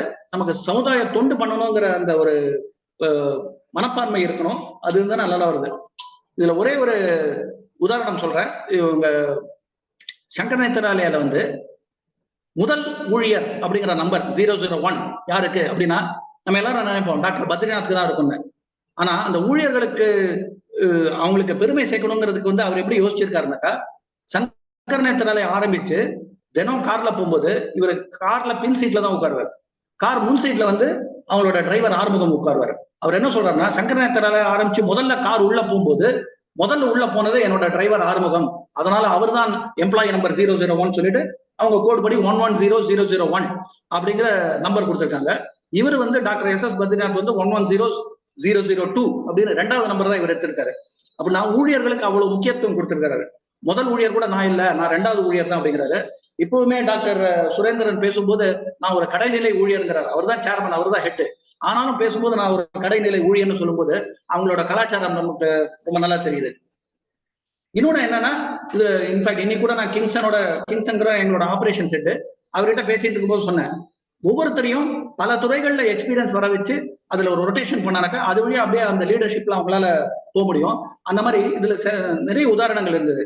நிறைய பேர் ஆரம்ப காட்டுல ஏர்லி ஸ்டேஜ்ல உள்ள ட்ரெயினியா என்டர் பண்றாங்க. அது வழியா படிச்சு படிப்படியா அவங்க தொழில் கத்துக்கிறாங்க, அந்த பண்புகள் கலாச்சாரத்தையும் கத்துக்கிறாங்க. அது வழியா இன்னைக்கு நிறைய லீடர்ஷிப் ரோல்ஸ் நிறைய பேர் இருந்திருக்காங்க. அதனால ஹெச்ஆரை பொறுத்த வரைக்கும் ஒரு கேரியர் பார்த்தும் அவங்களுக்கு ரொம்ப நல்லா கிடைச்சிருக்குதுல. அடுத்தது நம்ம பார்க்க வேண்டியது யாரெல்லாம் இதுக்கு வந்து ஆதரிச்சிருக்காங்கன்னு பார்த்தோன்னாக்கா, அந்த லிஸ்ட்டை பார்த்து அடுத்து பிரசன்னாக்கா சொல்றேன். பிரசன்னாங்கிறவர் எங்களோட டோனர் ரிலேஷன்ஸ் ஹெட். பிரசன்னா இருக்காருன்னு நினைக்கிறேன் இந்த மீட்டிங்ல. முதல்ல நான் சொல்ல வேண்டியது ஏபிஜே அப்துல் கலாம் ஐயா அவர்கள். சோ அந்த ஜனாதிபதி லெவல்ல அவருக்கு ஆதரவு கொடுத்திருக்காங்க. அடுத்தது பார்த்தோன்னா எல்லாம் சொல்லலாம், ஏன்பா பெரிய பெரிய ஆர்கனைசேஷன் ஒன்னா டாடா பிர்லா கணக்குல நம்மளுக்கு வந்து சப்போர்ட் வரணும்னு. நிஜமாவே டாட்டாவும் பிர்லாவும் எங்களுக்கு சப்போர்ட் பண்ணியிருக்காங்க. ரத்தன் டாடா தன்னோட பர்சனல் லெவல்ல இவங்களுக்கு சப்போர்ட் பண்ணியிருக்காரு. பிர்லான்னு பாத்தீங்கன்னா ஆதித்ய பிர்லா குரூப் சப்போர்ட் பண்ணியிருக்காங்க. இதை தவிர டாடா ட்ரஸ்டும் சப்போர்ட் பண்ணியிருக்கு. அதனால டாடா பிர்லா கணக்குலயும் இவங்க சப்போர்ட் பண்ணியிருக்காங்க. அதை தவிர சரிப்பா டாடா பிர்லா எல்லாம் பழைய கணக்கு, இந்த காலத்துல எல்லாம் முகேஷ் அம்பானி அனில் அம்பானி அந்த கல்யாணம் நடக்கிறதுல இருந்து இந்தியா பூரா அதை பத்தி தான், அவங்க வீட்டு கல்யாணத்தை பத்தி தான் பேசிட்டு போனாக்கா, அந்த அப்பா அம்பானிக்கு அப்பனே திருபாய் அம்பானியே இவங்களுக்கு சப்போர்ட் பண்ணியிருக்காங்க. சோ அம்பானி மாத்திரம் இல்ல, முகேஷ் அம்பானி அனில் அம்பானில அவங்களோட தகப்பனார் லெவல்ல இருந்து திருபாய் அம்பானியே இவங்களுக்கு சப்போர்ட் பண்ணியிருக்காங்க. இதுல நம்ம என்ன பார்க்கணும்னாக்கா, இவங்க எல்லாம் இவங்க கிட்ட வந்து பேஷன்ஸா இருந்தது இல்ல, இவங்களை பத்தி தெரிஞ்சு வந்திருக்காங்க. சோ நம்மளுக்கும் இந்த மாதிரி பெரிய ஆளுங்கெல்லாம் நிறைய பேர் தொடர்பு இருக்கு சேவாலயால, இல்லைன்னு சொல்ல மாட்டேன். பட் இந்த 45 வருஷமா இந்த பெரிய லெவல்ல சமுதாயத்துல இந்த மாதிரி பெரிய பெரிய லெவல்ல இருக்கிறவங்க எப்படி அவங்களோட தொடர்பு வந்தது, அவங்களோட கண்டினியூஸா எப்படி அந்த உறவை ரிலேஷன்ஷிப் எப்படி மெயின்டைன் பண்றாங்க, அவங்களோட ட்ரஸ்ட் நன்மதிப்பை எப்படி வின் பண்ணிருக்காங்க அப்படிங்கிறது இந்த புக்ல படிச்சா தெரியுறதே தவிர்த்து உணர்வு பூர்வமா தெரியுது. பட் அதுல என்னெல்லாம் ப்ராசஸ் இருக்குங்கிறது நம்ம உள்ள போய் பார்த்தா தான் தெரியுமா இருக்கும். சோ அது நிறைய கத்துக்க வேண்டியது இருக்கு. கண் சிகிச்சை பெற்றோர் அப்படிங்கிறது பாத்தீங்கன்னா, நீங்க உலகத்துல இருக்க அட்லீஸ்ட் இந்தியாவில இருக்கிற பெரிய பெரிய ஆளுங்க யாரெல்லாம் பார்த்தாலும் இவங்க கிட்ட சிகிச்சை பெற்றிருப்பாங்க. இந்த லிஸ்ட் சொல்றேன். எம்ஜிஆர், கருணாநிதி, கமல், ரஜினி, ஸ்டாலின், வைரமுத்து, ஆர் வெங்கட்ராமன் ஜனாதிபதி, கே ஆர் நாராயணன் ஜனாதிபதி, அந்த மாதிரி லிஸ்ட் போயிட்டே இருக்கு. எம் எஸ் சுப்பலட்சுமி, இந்த மாதிரி ஊர்ல இருக்கிற எல்லா பெரியவங்களுக்கும். அதான் நீங்க முரளி சார் கிட்ட பேசும்போது, எல்லாருக்கும் கண்ணு இருக்குப்பா, எல்லாருக்கும் கண்ணுல ப்ராப்ளம் தான்ப்பா வரப்போகுது, அதனால எல்லாரும் போய் தான் ஆகணும் சர்ஜரிக்குன்னு. ஆனா ஏன் எல்லாரும் சங்கர் நேத்ராலயாக்கு வரணும் அப்படிங்கிற ஒரு கேள்வி இருக்கு. அதுல ஒரு சின்ன ஒரு உதாரணம் மாத்திரம் சொல்றேன். எம்ஜிஆர் வந்தபோது ஐ திங்க் இவரு டாக்டர் சுரேந்திரன் கிட்ட தான் வந்தாருன்னு நினைக்கிறேன். அவர் திருத்தணும் என்ன. எம்ஜிஆர் வந்தபோது எனக்கு ஒரு கண்ணுல வந்து கிட்ட பார்வை, ஒரு கண்ணுல தூர பார்வை, அந்த மாதிரி எனக்கு வந்து ஐ திங்க் கான்டாக்ட் லென்ஸ் கொடுன்னு கேட்டிருக்காரு போல இருக்கு. அப்போ வந்து அப்ப இருக்கிற மருத்துவ வசதி பத்தி அந்த மாதிரி பண்ண மாட்டோம். நம்ம எல்லாருக்குமே வந்து மேல தூர பார்வை பார்ப்போம், கீழே கிட்ட பார்வை பார்ப்போம், அந்த மாதிரி ஏதோ ஒண்ணு லென்ஸ் போட்டு தான் பண்ணுவோம். ஒரு கண்ணுக்கு கிட்ட பார்வை, ஒரு கண்ணுக்கு தூர பார்வைன்னு பார்க்க மாட்டோம். அப்போ வந்து இது மாதிரி பண்ணாங்க ப்ராப்ளம் இருக்கும் அப்படின்னு சொல்லியிருக்காரு மருத்துவர். அப்ப எம்ஜிஆர் கேட்டிருக்காரு, ப்ராப்ளம் உனக்கா எனக்கா அப்படின்னு அவரோட ஸ்டைலே கேட்டிருக்காரு. ப்ராப்ளம் உனக்கா எனக்கான்னு கேட்டிருக்காரு. எல்லாருக்கும் தெரியும் எம்ஜிஆர்னா உடனே கூலிங் கிளாஸ் தான் ஞாபகம் வரும். அந்த கூலிங் கிளாஸ்க்கு பின்னாடி இருக்கிற ரகசியம் இதுதான். அப்ப இவங்க வந்து என்ன பண்ணலாம்னு யோசிச்சு சொல்லலாம்னு சொல்லி 10 நாள் இருக்கும்போது அமெரிக்கால போய் ஒரு கான்ஃபரன்ஸ் அட்டன் பண்ணும்போது அந்த கான்ஃபரன்ஸ்ல உங்களுக்கு தான் சார் வரும்னு சொன்னாரு. சாரி, எம்ஜிஆர் அப்படி கேட்ட போது பிரச்சனை எனக்கா உனக்கான்னு கேட்டப்போ டாக்டர் சுரேந்திரன் என்ன சொல்றாங்க, உங்களுக்கு தான் சார் பிரச்சனை வரும், குழப்பமா இருக்கும் அப்படின்னு எம்ஜிஆர் கிட்டயே ஒரு மருத்துவர் என்ற முறையில, ஒரு நோயாளிக்கு சொல்லக்கூடிய ஒரு ஆலோசனைங்கிற முறையில அவ்வளவு அற்புதமா அன்றைக்கே சொல்லியிருக்கிறாரு. அங்க போய் கான்ஃபரன்ஸ்ல பார்த்தானாக்கா அங்க இந்த மாதிரி பண்ண முடியும்னு சொல்லிட்டு இங்க வந்து அவருக்கு அந்த மாதிரி ஒரு இடத்துல கிட்ட பார்வை, ஒரு இடத்துல தூர பார்வைன்னு பண்ணி அது கான்டாக்ட் லென்ஸ் நினைக்கிறேன். அடுத்தது எப்படி சக்சஸ்ஃபுல் ஆச்சுன்னா, அடுத்த பட்ஜெட் உரை பண்ணும்போது அந்த கண்ணாடி இல்லாம வரும், அந்த கான்டாக்ட் லென்ஸ் போட்டே படிச்சிருக்காரு. கண்ணாடி இல்லாத ஒரு பொலிட்டீஷியன் எம்ஜிஆர் நம்ம பார்த்தது இல்லை, ஆனா சங்கர் நேரத்தை பார்த்து வச்சிருக்கு. அந்த பட்ஜெட் ஸ்பீச் வந்து அவர் கண்ணாடி போடாம பண்ணியிருக்காரு. இதுக்கு அடுத்தது நம்மளும் டாக்குமெண்ட்ரி எல்லாம் எழுதுறோம், சேவாலயா பத்தி 15 நிமிடங்களுக்கு திரைப்படம் போடுறோம். சங்கர் நேரத்துல திரைப்படத்தை பாத்தீங்கன்னா அதை எடுத்தவர் யாருன்னு பாத்தீங்கன்னா எஸ்பி முத்துராமன், சினிமா டைரக்டர். பிரபலமான சினிமாக்கள் எல்லாத்தையும் திரைப்படங்கள்ல எடுத்த எஸ்பி முத்துராமன். அது நடிச்சவர் யாருன்னா சூப்பர் ஸ்டார் ரஜினிகாந்த். அவரை வச்சு திரைப்படம் எடுத்திருக்காங்க. ஸோ சேவாலயாவே எல்லாத்தையும் பண்றோம். ஆனா சங்கர் நேரத்துல பாத்தீங்கன்னா ஒரு 10 லெவல் மேல ஒரு சூப்பர் ஸ்டார் ரஜினிகாந்த் வச்சு பண்ணியிருக்காங்க. அடுத்து பார்த்தா உலகத்துல யாரு பெரிய ஹீரோ அவங்களை வச்சு அடுத்த படம் பண்ணுவாங்களா இருப்பாங்க. ஸோ இவங்கெல்லாம் சப்போர்ட்டும் பண்றாங்க, அதுதான் பெரிய விஷயம். அடுத்தது நம்ம சேவாலயாக்கு எங்கேருந்து பணம் வருது, சங்கர் நேத்ராலயாக்கு எங்க பணம் வருதுன்னா இந்தியால இருந்து வரும், இந்தியா விட்டு வெளிநாடுகள்ல இருந்து வரும். சேவாலயா யூஎஸ்ஏ இருக்கு. அந்த மாதிரி சங்கர் நேத்ராலயா யூஎஸ்ஏ இருக்கானாக்கா இருக்கு. முதல்ல ஆப்தால்மிக் விஷன் ட்ரஸ்ட், ஓம் ட்ரஸ்ட் அப்படின்னு வச்சிருந்தாங்க. அதுக்கப்புறமா அது சங்கர் நேத்ராலயா யூஎஸ்ஏன்னு ஆச்சு. நம்ம வந்து ஒரு 2-3 பேர் அங்க யூஎஸ்ஏல இருந்து நம்மளுக்காக சப்போர்ட் பண்ணிட்டு அங்க ட்ரஸ்டியா இருக்காங்க. சங்கர் நேத்ராலயா பாத்தீங்கன்னா 35 பேர் அங்க வந்து அறங்காவலர்களா இருக்காங்க. 35 பேர், இந்த நூல்படி நான் படிச்சதுல 35 பேர் அங்க அறங்காவலர்களா இருந்திருக்காங்க. சோ எல்லாமே ஒரு பெரிய லெவல்ல எல்லாத்தையும் கட்டி காத்து எல்லாருக்கும் ஆதரவு கொடுத்து எல்லாருக்கும் அந்த ட்ரஸ்ட் வர வைக்கிறதுங்கிறது ஒரு பெரிய விஷயம். அதான் ரொம்ப நல்ல டாக்டர் எஸ் எஸ் பத்ரிநாத்தும் கூட இருந்த மற்ற மருத்துவர்களும் லீடர்ஸும் இந்த மாதிரி டாக்டர் இளங்கோவேல் ஐயா, டாக்டர் சுரேந்திரன் ஐயா அவங்க எல்லாரும் பண்ணியிருக்காங்க. ஸோ நம்ம அதுல எப்படி இந்த மாதிரி இவ்வளவு பெரிய ஆளுங்களை எப்படி நம்மளால தொடர்பு கொள்ள முடியுது, இந்த 45 வருஷம் எப்படி அந்த தொடர்பை மெயின்டைன் பண்ண முடியுது, அந்த ட்ரஸ்ட் எப்படி வளர்க்கறதுங்கிறத நம்ம நிறைய கத்துக்க வேண்டியிருக்கு. அடுத்து ஒரு 5 நிமிடங்களை முடிச்சுக்க பாக்குறேன். இந்த QMGன்னு நம்ம அணு இருப்பாங்க, இங்க நிறைய குவாலிட்டி பத்தி நம்ம பேசிட்டு இருக்கோம். இங்கேயும் ISO ஆசியாவிலேயே முதல் கண் மருத்துவமனை ISO வாங்குறதுங்கிறது சங்கர் நேத்ராலயா தான் நடந்திருக்கு. NABHங்கிறது மெடிக்கல் துறையில இருக்கிற ஒரு பெரிய சர்டிபிகேஷன், அது வாங்கியிருக்காங்க. கைசன் பத்தி பேசியிருக்காங்க. நான் இந்த நூல்ல இருந்து படிச்சது இந்த 3 தான் நான் புரிஞ்சுட்டேன். ஐம் ஷூர் இதை விட இன்னும் நிறைய குவாலிட்டி பத்தி நிறைய பண்ணியிருப்பாங்க. அது நம்மளுக்கு கத்துக்கிறதுக்கு நிறைய இருக்கு. அடுத்து சொல்லணும்னா கம்யூனிகேஷன், அணு இருப்பாங்க, ரேகா இருப்பாங்க, கம்யூனிகேஷன் பத்தி அதுல சொல்லணும். முதல்ல சேவாலயா பத்தி விளம்பரம் வருதா டிவில பேப்பர்லனா வராது. சங்கர் நேத்ராலயா பத்தி யாராவது விளம்பரம் பார்த்திருக்கீங்களா? இது வரைக்கும் பார்த்திருக்க முடியாது. ஏன்னா டாக்டர் பத்ரிநாத் சொல்லியிருக்காரு, மெடிக்கல் கவுன்சில் படி, ரூல் படி எந்த ஒரு மருத்துவமனையும் அட்வர்டைஸ்மெண்ட்டே கொடுக்க கூடாது அப்படின்னு. ஆனா இன்னைக்கு எந்த ஒரு நாளிதழ்ல பாத்தீங்கன்னாலும் பெருசா நான் இந்த சர்ஜரி பண்ண அந்த சர்ஜரி பண்ணேன்னு கோடிக்கணக்கில் பைசா போட்டு அங்க அட்வர்டைஸ்மெண்ட் கொடுக்குறாங்க. சங்கர் நேத்ராலயா பத்தி என்னைக்குமே அட்வர்டைஸ்மெண்ட் வந்தது இல்லை. அப்போ எங்க அவங்களுக்கு அந்த கவரேஜ் கிடைக்கிறதுன்னு பார்த்தா, இந்த பத்திரிகைகளே தானே முன் வந்து சங்கர் நேத்ராலயா என்னெல்லாம் ஸ்பெஷலா பண்ணியிருக்கோம் பார்த்து அவங்களே பத்திரிகைகள் அதை பத்தி எழுதுறாங்க. பெரிய பெரிய எழுத்தாளர்கள் சுஜாதா, சிவசங்கரி அவங்க எல்லாம் நிறைய எழுதியிருக்காங்க. நேரமின்மை, ஆனாலும் எனக்கு சுஜாதா பத்தி சொல்லணும். சுஜாதா எனக்கு பிடித்த ஆசிரியர். அவர் ஒரு வாட்டி பீச்சில் போயிட்டு இருந்தாராம். போயிட்டு இருக்கும்போது வழக்கம் போல அவரோட ஸ்டைல்ல அங்க போலீஸ் இருந்தாங்க, அங்க ஏதோ மக்கள் கிட்ட இருந்து scooter wrong parking, no parking பண்ணதுக்கு ஏதோ பைசா வாங்கினாங்க அப்படிலாம் சொல்லும் போது திடீர்னு நடந்துட்டே இருந்தவருக்கு அவரோட இடது கண்ணில் வந்து ஒரு பளிச்சுன்னு ஒரு 100 மின்னல்கள் வந்த மாதிரி வெளிச்சம் வந்துதான். உடனே சுஜாதா சொல்றாரு, ஆஹா மகாவிஷ்ணு தான் நம்மளுக்கு தெரியறா போல இருக்கு, அதான் வெளிச்சமா தெரியுது கண்ணில் அப்படின்னு நினைச்சாராம். உடனே சுஜாத்தோட ஸ்டைல சொல்றாரு, ஏன் ஆனா மகாவிஷ்ணு ஒரே ஒரு கண்ணில் தான் தெரியுறாரு, இன்னொரு கண்ணில் ஏன் மகாவிஷ்ணு தெரியல அப்படின்னு யோசிச்சாராம். அப்புறம் தான் பார்த்தா, ஓ நம்ம கண்ணில் தான் கோளாறு, மகாவிஷ்ணு நம்ம கிட்ட வரலன்னு சொல்லி உடனே அங்கேருந்து சங்கர் நேத்ராலயா ஓடி போய் அங்க வந்து சிகிச்சை பெற்று ரொம்ப நல்லா ஆயிட்டாரு. ஸோ அதனால சுஜாதா அவரோட ஸ்டைல்ல வந்து அந்த மாதிரி எழுதுற மாதிரி நிறைய பேர் பத்திரிகையாளர்கள் சங்கர் நேத்ராலயா மருத்துவம் பார்த்துட்டு அதை பத்தி நிறைய எழுதியிருக்காங்க. ஆனா சங்கர் நேத்ராலயாவை போய் ஒரு கம்யூனிகேஷன் பண்ணணும், மார்க்கெட்ல போய் என்ன பத்தி சொல்லிக்கணுங்கிறதுல மற்றவங்களே வந்து அவங்கள பத்தி சொல்லியிருக்காங்க. இதை தவிர இளங்கோவேல் ஐயாவே நிறைய கட்டுரைகள் எழுதியிருக்காரு. அதை தவிர ஐம்ஷூர் டாக்டர் சுரேந்திரன் ஐயா, மற்ற மருத்துவர்கள் எல்லாரும் நிறைய கான்ஃபரன்சஸ் அட்டன் பண்றாங்க, கருத்தரங்கங்கள் அட்டன் பண்ணியிருக்காங்க, லீட் பண்ணியிருக்காங்க. இவங்களே நிறைய கருத்தரங்கங்கள் கண்டக்ட் பண்றாங்க இன்டர்நேஷனல் லெவல்ல. இது வழியா அந்த கம்யூனிகேஷன்ஸ் வருது. நிச்சயம் நம்ம மருத்துவர்கள் கிடையாது, டாக்டர்ஸ் கிடையாது, ஆனா சேவாலயால நமக்கு வந்து சமுதாய தொண்டு பத்தி நிறைய தெரியும்.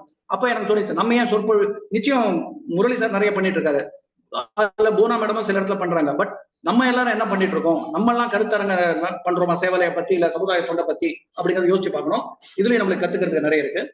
அடுத்து வாலண்டியரிங் அவரே சொல்றாரு, டாக்டர் பத்ரிநாத்தே சொல்லியிருக்காரு, அமெரிக்கால கத்துனேன், ஒரு ஹாஸ்பிட்டல் நடத்தும் போது அங்க வந்து மருத்துவர்கள் செவிலியர்கள் தவிர்த்து நிறைய வாலண்டியர்ஸ் இருக்காங்கன்னு பார்த்து இங்கேயும் வைக்கணும் அப்படின்னு சொல்லி ஒரு பெரிய நிறுவனமே இருக்கு, ஸ்வான் அப்படின்னு, சங்கர் நேத்ராலயா விமன்ஸ் ஆக்சிலரின்னு தன்னார்வ தொண்டு பண்ணணும்னு நினைக்கிற நிறைய பேர் வந்து இவங்க எல்லாருக்கும் நோயாளிகளுக்கு உதவி பண்றது மட்டும் இல்லாம ஊழியர்களுக்கும் நிறைய உதவி பண்றாங்க. ஸோ இந்த மாதிரி தன்னார்வ தொண்டு இந்த மாதிரி ஒவ்வொரு துறையிலையும் பார்த்தோன்னாக்கா சேவாலயம் பண்றோம், அவங்களும் பண்றாங்க, ரொம்ப இன்ட்ரெஸ்டிங்கா இருக்கு. ஆனா ஒரு பெரிய லெவல்ல பண்ணும்போது நமக்கு அதுல கத்துக்கிறதுக்கு நிறைய இருக்கு அப்படிங்கிறது தெரியுது. சோ இதோட நான் ஒரு முடிவுரைக்கு வரேன். இன்னுமே நிறைய விஷயங்கள் இருந்து சொல்றதுக்கு, ஆனா எல்லாத்தையும் சொல்லிட்டு இருந்தா போர் அடிக்கும். அதாவது நான் பேசுறது போர் அடிக்கிறது, அந்த நூல் நல்லா இருக்கும், ஆனா எல்லாத்தையும் சொல்லிட்டு இருந்தாங்க எல்லாரும் வீட்டுக்கு போறதும் கஷ்டமாயிடும். அதனால ஒரு முடிவுரைக்கு குதிச்சிடுறேன். இன்னைக்கு சங்கர் நேத்ராலயா எப்படி இருக்குன்னு பாத்தீங்கன்னா, 160 கண் மருத்துவ ஆலோசகர்கள் இருக்காங்க, 100 ஆராய்ச்சி மாணவர்கள் இருக்காங்க, 2000க்கும் மேல முன்னாள் மாணவர்கள் இருக்காங்க.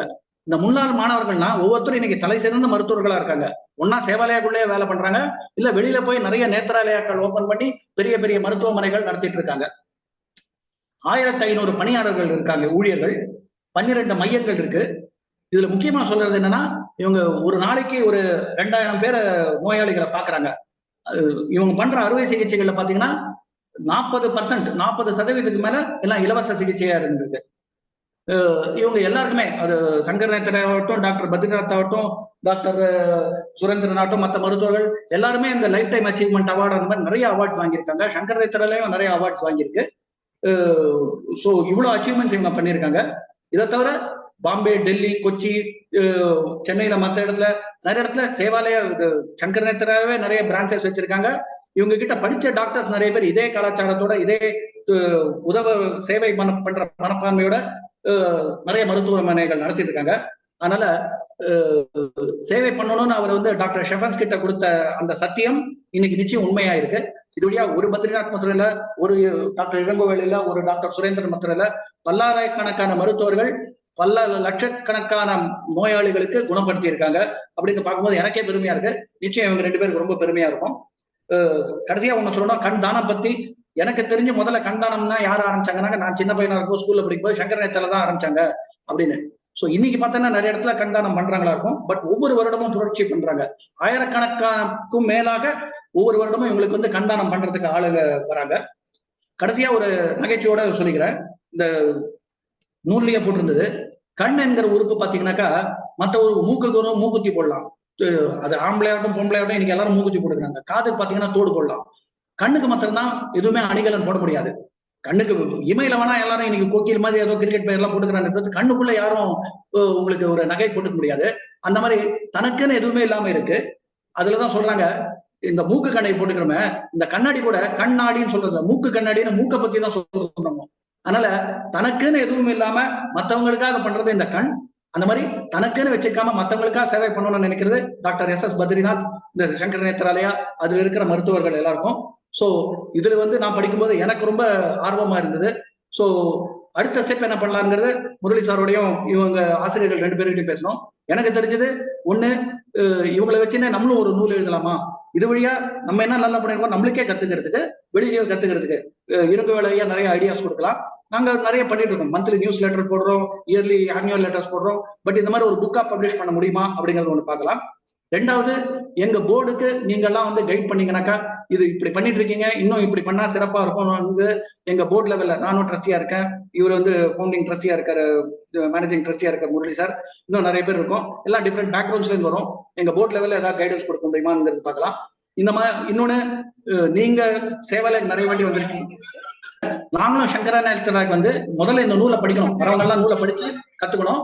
அதுக்கப்புறமா இந்த நூல்ல இருக்கிறது இது வெளியில தெரியாது வந்து அவுட்கம்ஸ் அண்ட் அவுட்புட்ஸ் தான் தெரியுது. அது பின்னாடி இருக்கிற உழைப்பு, முயற்சி, ப்ராசஸ் அது என்னங்கிறது எல்லாத்தையும் நூல்ல போட்டுக்க முடியாது. நூல்ல இல்லாத விஷயங்கள் நிறைய இருக்கும். அது எங்களுக்கு கத்துக்கிறதுக்கு இருக்கும். அந்த பர்மிஷன் கொடுத்தீங்கன்னா அந்தந்த துறையில எல்லாரும் வந்து கத்துக்கிறதுக்கு ரொம்ப இலகுவா இருக்கும். அது உங்களால முடியுமாங்கிறத சொல்லலாம். இந்த மாதிரி பலதரப்பட்ட முறையில எங்களுக்கு நீங்க கத்துக் கொடுக்கலாம். ஆனா இந்த வாய்ப்பு கொடுத்ததுக்கு, இந்த புக்கை படிச்சதுக்கு, அதுவும் ஒரு சேவாலயாங்கிற நோக்கத்துல இந்த புக்கை படிக்கும்போது ரொம்ப ரொம்ப மகிழ்ச்சியா இருந்தது. இது அடுத்த லெவலுக்கு சேவாலயா போறதுக்கு ஒரு பெரிய ஊன்றுகோலா இருக்கும் அப்படிங்கிற நினைச்சிட்டு எனக்கு வாய்ப்பு கொடுத்ததுக்கு நன்றி, வணக்கம். ராமநாதன் வழக்கம் போல 1 மணி நேரம் டைம் போறதே தெரியல. ரொம்ப ஒரு மடை திறந்த வெள்ளம் போல டகடகடான்னு சொல்லிட்டு வந்துட்டீங்க. ரொம்ப ப்ரிப்பேர் பண்ணிருக்கீங்க. இதுக்காக நோட்ஸ் எல்லாம் எடுத்து எல்லாம் பண்ணி ரெடி பண்ணி நான் அதெல்லாம் பண்ண மாட்டேன். நான் பாட்டி பேசிட்டு போவேன். பட் நீங்க வந்து ரொம்ப ஸ்ட்ரக்சர்டா எடுத்து கொண்டு போய் அதை வந்து பாகமா பிரிச்சு எல்லாம் பண்ணி சொல்லிட்டீங்க. ஒரே ஒரு சின்ன விஷயம், நீங்க ஆரம்பத்துல சொன்னது வந்து ஜெயேந்திர சரஸ்வதி சொன்ன மாதிரி எனக்கு காதுல வந்தது. அது சந்திரசேகரேந்திர சரஸ்வதினு நினைக்கிறேன். மகாபெரிவா தான் முதல்ல பண்ணது நினைக்கிறேன், ஆசீர்வாதம் பண்ணது. நான் மகாபெரிவாவுக்கும் வந்து கேட்ராக்ட் ஆபரேஷன் டாக்டர் பத்ரிநாத் தான் பண்ணாருன்ற மாதிரி கேள்விப்பட்டிருக்கேன். அதான் நினைக்கிறேன். பட் அது 2 பேர்ல யாரா இருந்தாலும் ஓகே. 2 பேருமே சங்கராச்சாரியர்கள் தான். அவங்களுடைய ஆசீர்வாதம் மூலமா அதை ஆரம்பிச்சிருக்காங்க. பட் ரொம்ப அருமையா இருந்தது. நிறைய விஷயங்கள் கத்துக்கிறதுக்கான விஷயங்கள் எக்கச்சக்கமா இருக்கு, தெரிஞ்சுக்க வேண்டியது. ஒரு இன்ஸ்பிரேஷன் கொடுக்கக்கூடிய புக்கு. அது ரொம்ப இன்ஸ்பைரிங்கா பேசி முடிச்சிருக்கீங்க. இந்த புக்கு வெளியிடுறாங்கன்னு தெரிஞ்ச உடனே நான் வந்து மல்டிபிள் காப்பீஸ் ஆர்டர் பண்ணிட்டேன். உடனே கொடுங்கன்னு சொல்லி நான் காப்பீஸ் வாங்கிட்டேன். ஏன்னா அது சேவாலய லைப்ரரி எல்லா இடத்துலையும் இருக்கணுன்றதால வாங்கி அதுல இருந்து ஒரு புக்கு தான் உங்களுக்கு கொடுத்தேன், இன்னைக்கு புக் ரிவ்யூ பண்ணுங்கன்னு சொல்லி. ஸோ மற்ற காப்பீஸ் எல்லாமே நம்ம சேவாலய லைப்ரரியில் போயிருக்கு. அதனால எந்தெந்த பிரான்ச்சில் இருக்காங்களோ எல்லாருமே இந்த புக்கை இன்னைக்கு உங்களுடைய புக் ரிவ்யூ கேட்டப்போ இன்னும் ஒரு ஆர்வம் தூண்டப்பட்டிருக்கும். அந்த ஆர்வத்தோட நிச்சயமா படிச்சு ரொம்ப ஆழமா இறங்கி பண்ணுவாங்க.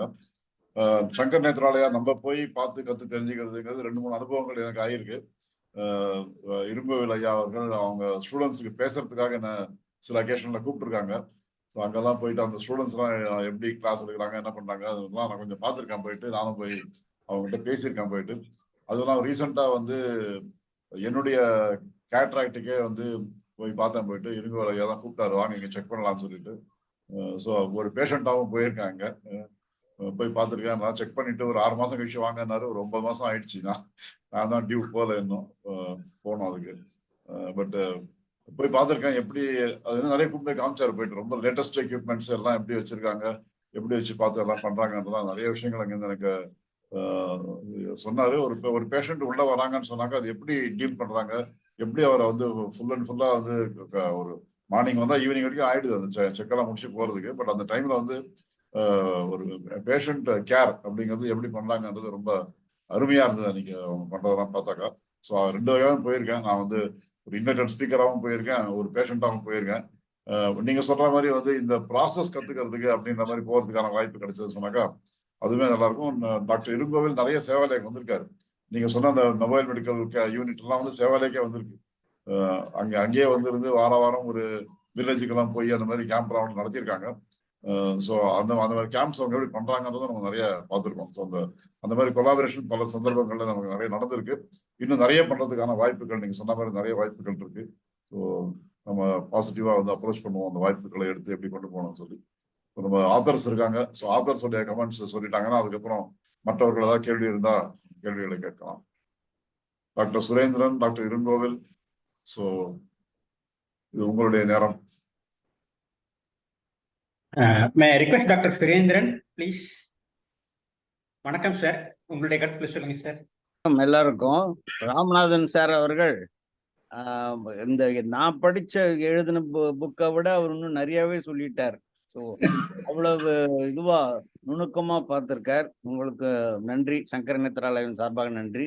இந்த புக்ல நான் வந்து முதல்ல இங்கிலீஷ் வெர்ஷன், அது பேர் வந்து இன்சைட்ன்ற புக்கு ரங்கான்னு சொல்லிட்டு Ranganathan from is now in Coimbatore அவர் எழுதினார். ஏர்ன்ஸ்ட் யங்ல டைரக்டர் இருந்தார். அவர் எழுதும்போது நான் 3 வாட்டி போய் எடிட் பண்ணேன் அதை ஃபர்ஸ்ட். அது 600 பேஜுக்கு வந்தது. அந்த எடிட் பண்ண அப்புறம் அந்த பாயிண்ட்ஸ் எல்லாம் வச்சிருந்தேன் நான். இந்த புல்லட் பாயிண்ட்ஸ் எல்லாம் நான் கொடுத்து நான் இவர் இருங்கவேல் கிட்ட தமிழ். ஸோ இது மெயின் ஆத்தர் வந்து இது இருங்கவேல் தான் இது ஆத்தர். நான் வந்து ஒரு இதுதான் சின்ன ஒரு சைட் ரோல் பக்க இதுவாக தான் இருந்திருக்கேன் தவிர மெயின் ஆத்தர் இருங்கவேல், அவர் பேர் தான் முன்னாடி போட்டிருக்கணும்.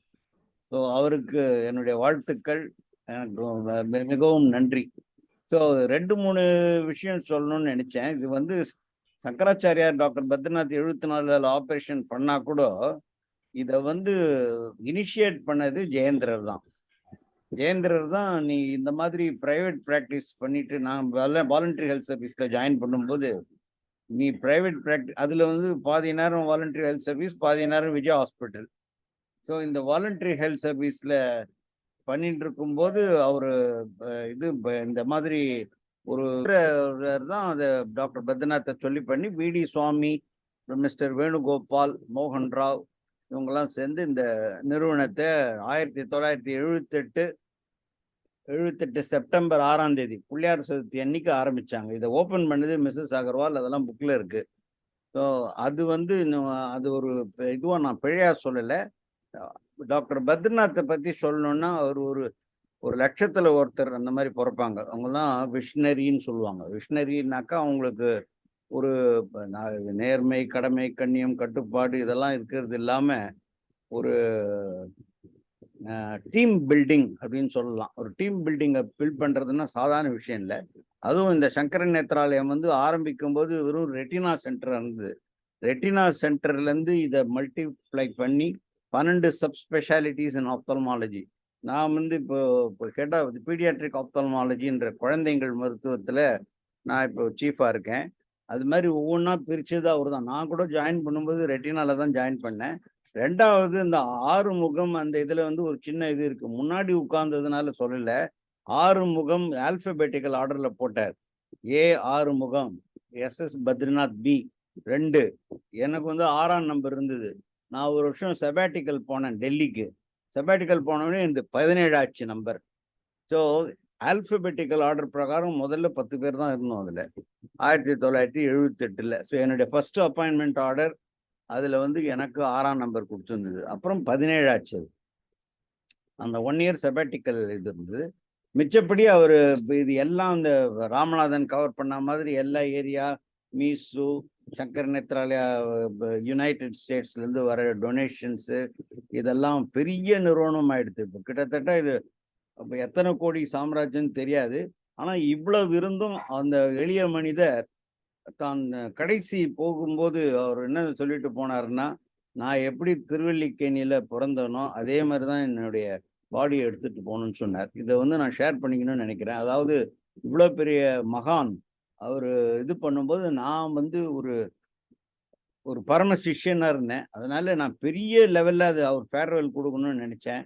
ஆனா என்னுடைய இது பெரிய I would say I'm disappointed. ஏன்னு கேட்டிங்கன்னா, அவர் அந்த மேடம் என்ன சொன்னாங்கன்னா, அவர் 1 hour 2 hours டிஸ்போஸ் பண்ணிட்டு போறாங்க.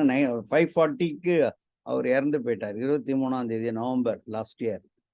அது இறந்து போய் கொஞ்ச நேரத்துலலாம் ஒரு முதலமைச்சர் ஃபோன் பண்ணி பார்க்கணும்னு சொன்னார். அப்போ நான் கேட்டேன், ராஜாஜி ஹால் கிடைக்குமான்னு கேட்டேன். அப்புறம் சங்கர் நேத்ராலயில் வைக்கலாமா, நீங்க என்ன சொல்றீங்களோ பண்றதுக்கு தயார்னு சொன்னார். அப்புறம் நரேந்திர மோடி அவர்கள்ட்ட இருந்து 10:30 மணிக்கு இது வந்தது மெயில். இந்த பேர் என்ன, ட்விட்டர்ன்றாரு அந்த மெசேஜ். அதுக்கப்புறம் ஹெச்எம் ஷா எல்லாம் வந்தது.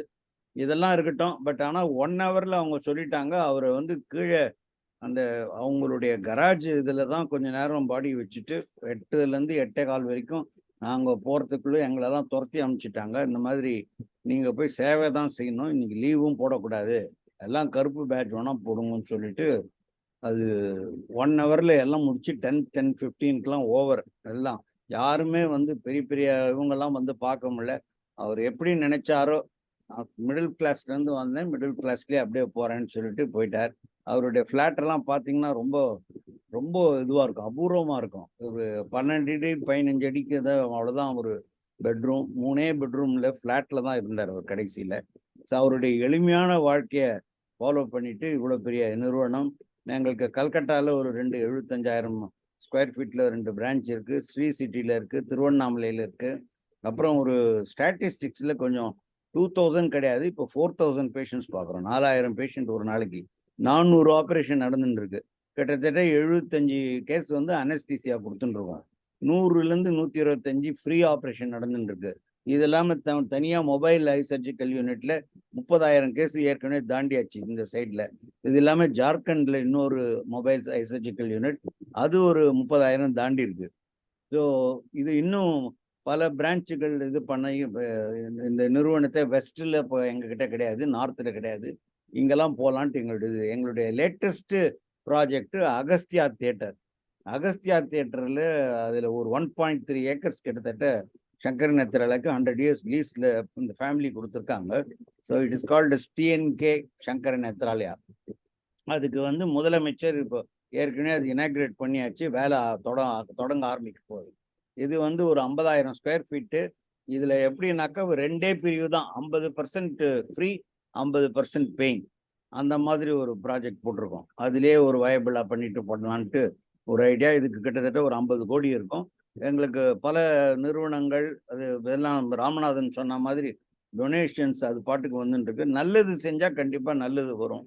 அண்ட் யாரும் இந்த இதில் ஒரு கரப்ஷன் அதெல்லாம் கிடையாது. போர்ட் மெம்பர்ஸ் 17 பேரும் பெரிய பெரிய ஆளுங்களாம் இருக்காங்க.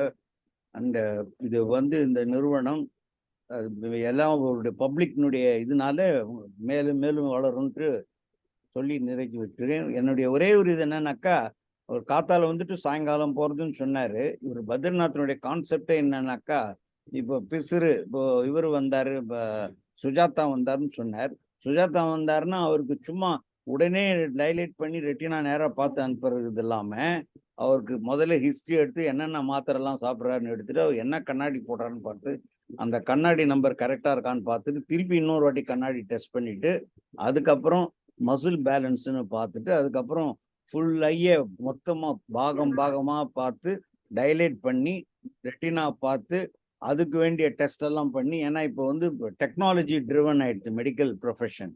So OCT test, ultrasound, retina problem. எங்களுக்கு டெய்லி 30 ரெட்டினல் சர்ஜரி பண்ணுறோம். வேர்ல்டுலே நம்பர் 1 ரெட்டினல் சர்ஜரி இங்கே எங்கள் ஹாஸ்பிட்டல் தான்.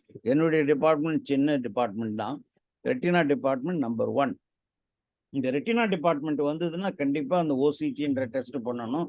நிறைய டெஸ்ட்லாம் பண்றதுனால காத்தால இருந்து சாயங்காலம் வரைக்கும் ஆகுது. அது மாத்திரம் இல்லாம நீங்க ஒரு இப்போ இஎன்டி ஸ்பெஷலிஸ்டோ, ஒரு ஸ்கின் ஸ்பெஷலிஸ்டோ, போன் ஸ்பெஷலிஸ்டோ இருந்தாக்கா அப்படி தூர்தர்ஷன் மாதிரி அப்படி பார்த்த உடனே அவன் எப்படி சொரியறான்னு பார்த்து ப்ரிஸ்கிரிப்ஷன் கொடுத்துருவான். அது மாதிரி கிடையாது இங்க. இங்க வந்து உங்களுக்கு ரிஃப்ராக்ஷன் பண்றதே ஒரு 1/2 மணி நேரம் ஆகும். அதுக்கப்புறம் டைலிட்டேஷன் இன்னொரு 1/2 மணி நேரம். அதுக்கப்புறம் இந்த ப்ரெஷர் டெஸ்ட் வேற டெஸ்ட்லாம் பண்றது. இதெல்லாம் ஒவ்வொன்றும் நேரம் ஆகுது. மெயின் ஹாஸ்பிட்டல்ல மாத்திரம் 1500 பேர் டெய்லி பார்க்குறோம். ஸோ நீங்க எப்படி கணக்கு பார்த்தாலும் உங்களுக்கு ஒரு குறைஞ்சது 3 மணி நேரத்துலேருந்து 4 மணி நேரம் ஆகும். ஆனால் காம்ப்ரஹென்சிவ் ஹெல்த் கேர் ஷார்ட்கட்டே கூடாதுன்னு சொல்லியிருக்காரு. சும்மா டார்ச் லைட் அடிச்சு பார்த்துட்டு பிசுறு இருக்கு அப்படின்னு சொல்லி அமுச்சிடுறதுல அவனுக்கு உள்ள ரெட்டினால ஒரு பொத்தல் இருக்கும், இல்லாட்டினா வேற ஏதாவது குளோக்கோமா இருக்கும். அதுதான் அவருடைய பத்ரிநாத்னுடைய கான்செப்ட். ஏதாவது கேள்வி இருந்ததுன்னா நான் பதில் சொல்றதுக்கு தயார். ஐ திங்க் ஏற்கனவே 5:15 ஆயிடுத்து. ஸோ 1 மணி நேரம் 10 நிமிஷம் ஆச்சு. ஏதாவது விஐபிஸ்லாம் சொல்லிட்டீங்க. அதுல இன்னும் நிறைய பேர் வருது. அதுல விஐபிஸ் அதுல பத்ரிநாத் வந்து ஒரு பெரிய யூனிக் திங். எம்ஜிஆர் வந்து ஆம்புலேட்டரி சர்வீஸ்ன்றதை 1978 பண்ணிட்டார். அதாவது ராத்திரி 12 மணிக்கு ஆப்ரேஷன் பண்ணி 2 மணிக்கு மாதவரம் கிட்ட போய் விட்டுட்டார். ஸோ இந்த ஆம்புலேட்டரிலாம் அமெரிக்காலேயே 90s தான் வந்தது. பட் ஃபர்ஸ்ட் ஆம்புலேட்டரி சர்ஜரி அவர் பண்ணிட்டார். அஃப்கோர்ஸ் ஒரு பேண்டேஜ் போட்டார். இப்போ பேண்டேஜ் கூட போடுறதில்ல, டாபிக்கல் அனஸ்தீசியான்னு வந்திருக்கு. நிறைய அட்வான்ஸ்மெண்ட் ஆகிருக்கு. இன்ஸ்ட்ருமெண்ட்ஸும் வந்திருக்கு, லேசர் சர்ஜரி வந்திருக்கு. ஸோ இது ஒரு டெக்னாலஜி ட்ரிவன் இன்ஸ்டிடியூஷனாக இருக்குது. ஸோ 1600 பேரும் ஒரு இன்ஸ்டிடியூஷன், ஒவ்வொருத்தரும் ஒரு இன்ஸ்டிடியூஷன் மாதிரி கூடி ஒர்க் பண்ணுறதுனால we are successful so far. So இது அப்படியே போகும்ட்டு நினைக்கிறோம். அடுத்த ஜென்ரேஷனும் தயார். அண்ட் அதில் கிரீஷ் ராவ்ன்றது வந்து அவர் வந்து ஜால்னால இருந்தார், பாம்பேல இல்லை. கணபதி நேத்ராலயன்ற நிறுவனம் மகாராஷ்டிரா, அங்கே மெடிக்கல் டைரக்டர் இருந்தார். அந்த எக்ஸ்பீரியன்ஸ் வச்சு இங்கே இப்போ is the executive medical director and is the president. நான் சேர்மன், மெயினாக ஃபண்ட் ரைசிங் என்னுடைய வேலை. அதுக்கப்புறம் பேஷண்ட்டு நான் இன்னும் பார்த்துட்டு இருக்கேன். அதுக்கப்புறம் ஓவரால் ஒரு அட்வைசர் மாதிரி எல்லா துறையிலையும் நான் ஒரு நிர்வாகித்து இப்போ ஒரு குழுவாக நாங்கள் நடத்தின்னு இருக்கோம். இதை ஒரு அட்மினிஸ்ட்ரேட்டர், ஒரு ட்ரெஷரர், ஒரு எக்ஸிக்யூட்டிவ் மெடிக்கல் டைரக்டர், ஒரு சேர்மன். அது பத்ரிநாத் ஒரே ஆள் செஞ்சதை நாங்கள் 4 பேர் இப்போ செஞ்சு மேலே அது நல்லா தான் வளர்ந்துட்டு இருக்கு, நல்லா போயிட்டு இருக்கு. உங்கள் ஆசீர்வாதம்லாம் தேவை. வணக்கம்.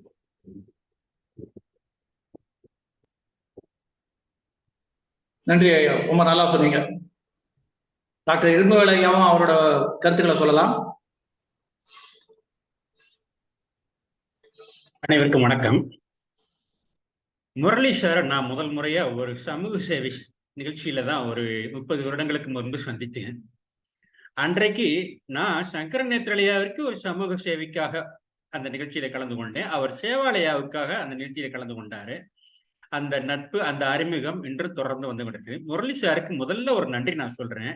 இந்த புத்தகம் வெளியானது தெரிந்த உடனே எனக்கு 50 பிரதிகள் அனுப்பி வைக்கணும்னு சொல்லி பணமும் உடனே அனுப்பி, உண்மையில சொல்லப்போனா ஒரு சமூக சேவகனாக, இந்த நூலாசிரியர்களாக ஒரு எங்களுடைய பணியான நன்றியை முதல்ல முரளி சாருக்கும் சேவாலயா உறுப்பினர் ஒவ்வொருவருக்கும் சொன்னேன்.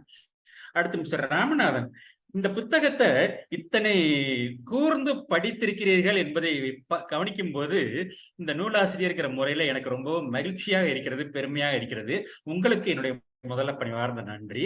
இந்த நூலை பற்றிய பல தகவல்களையும் பல பகுதியிலையும் ரொம்ப அற்புதமாக, ரொம்ப கூர்ந்து ஒரு திறனாய்வு செய்யக்கூடிய இந்த நூலின் மூலமாக என்ன தெரிந்து கொள்ளலாம்னு சொன்னீங்க பாருங்க.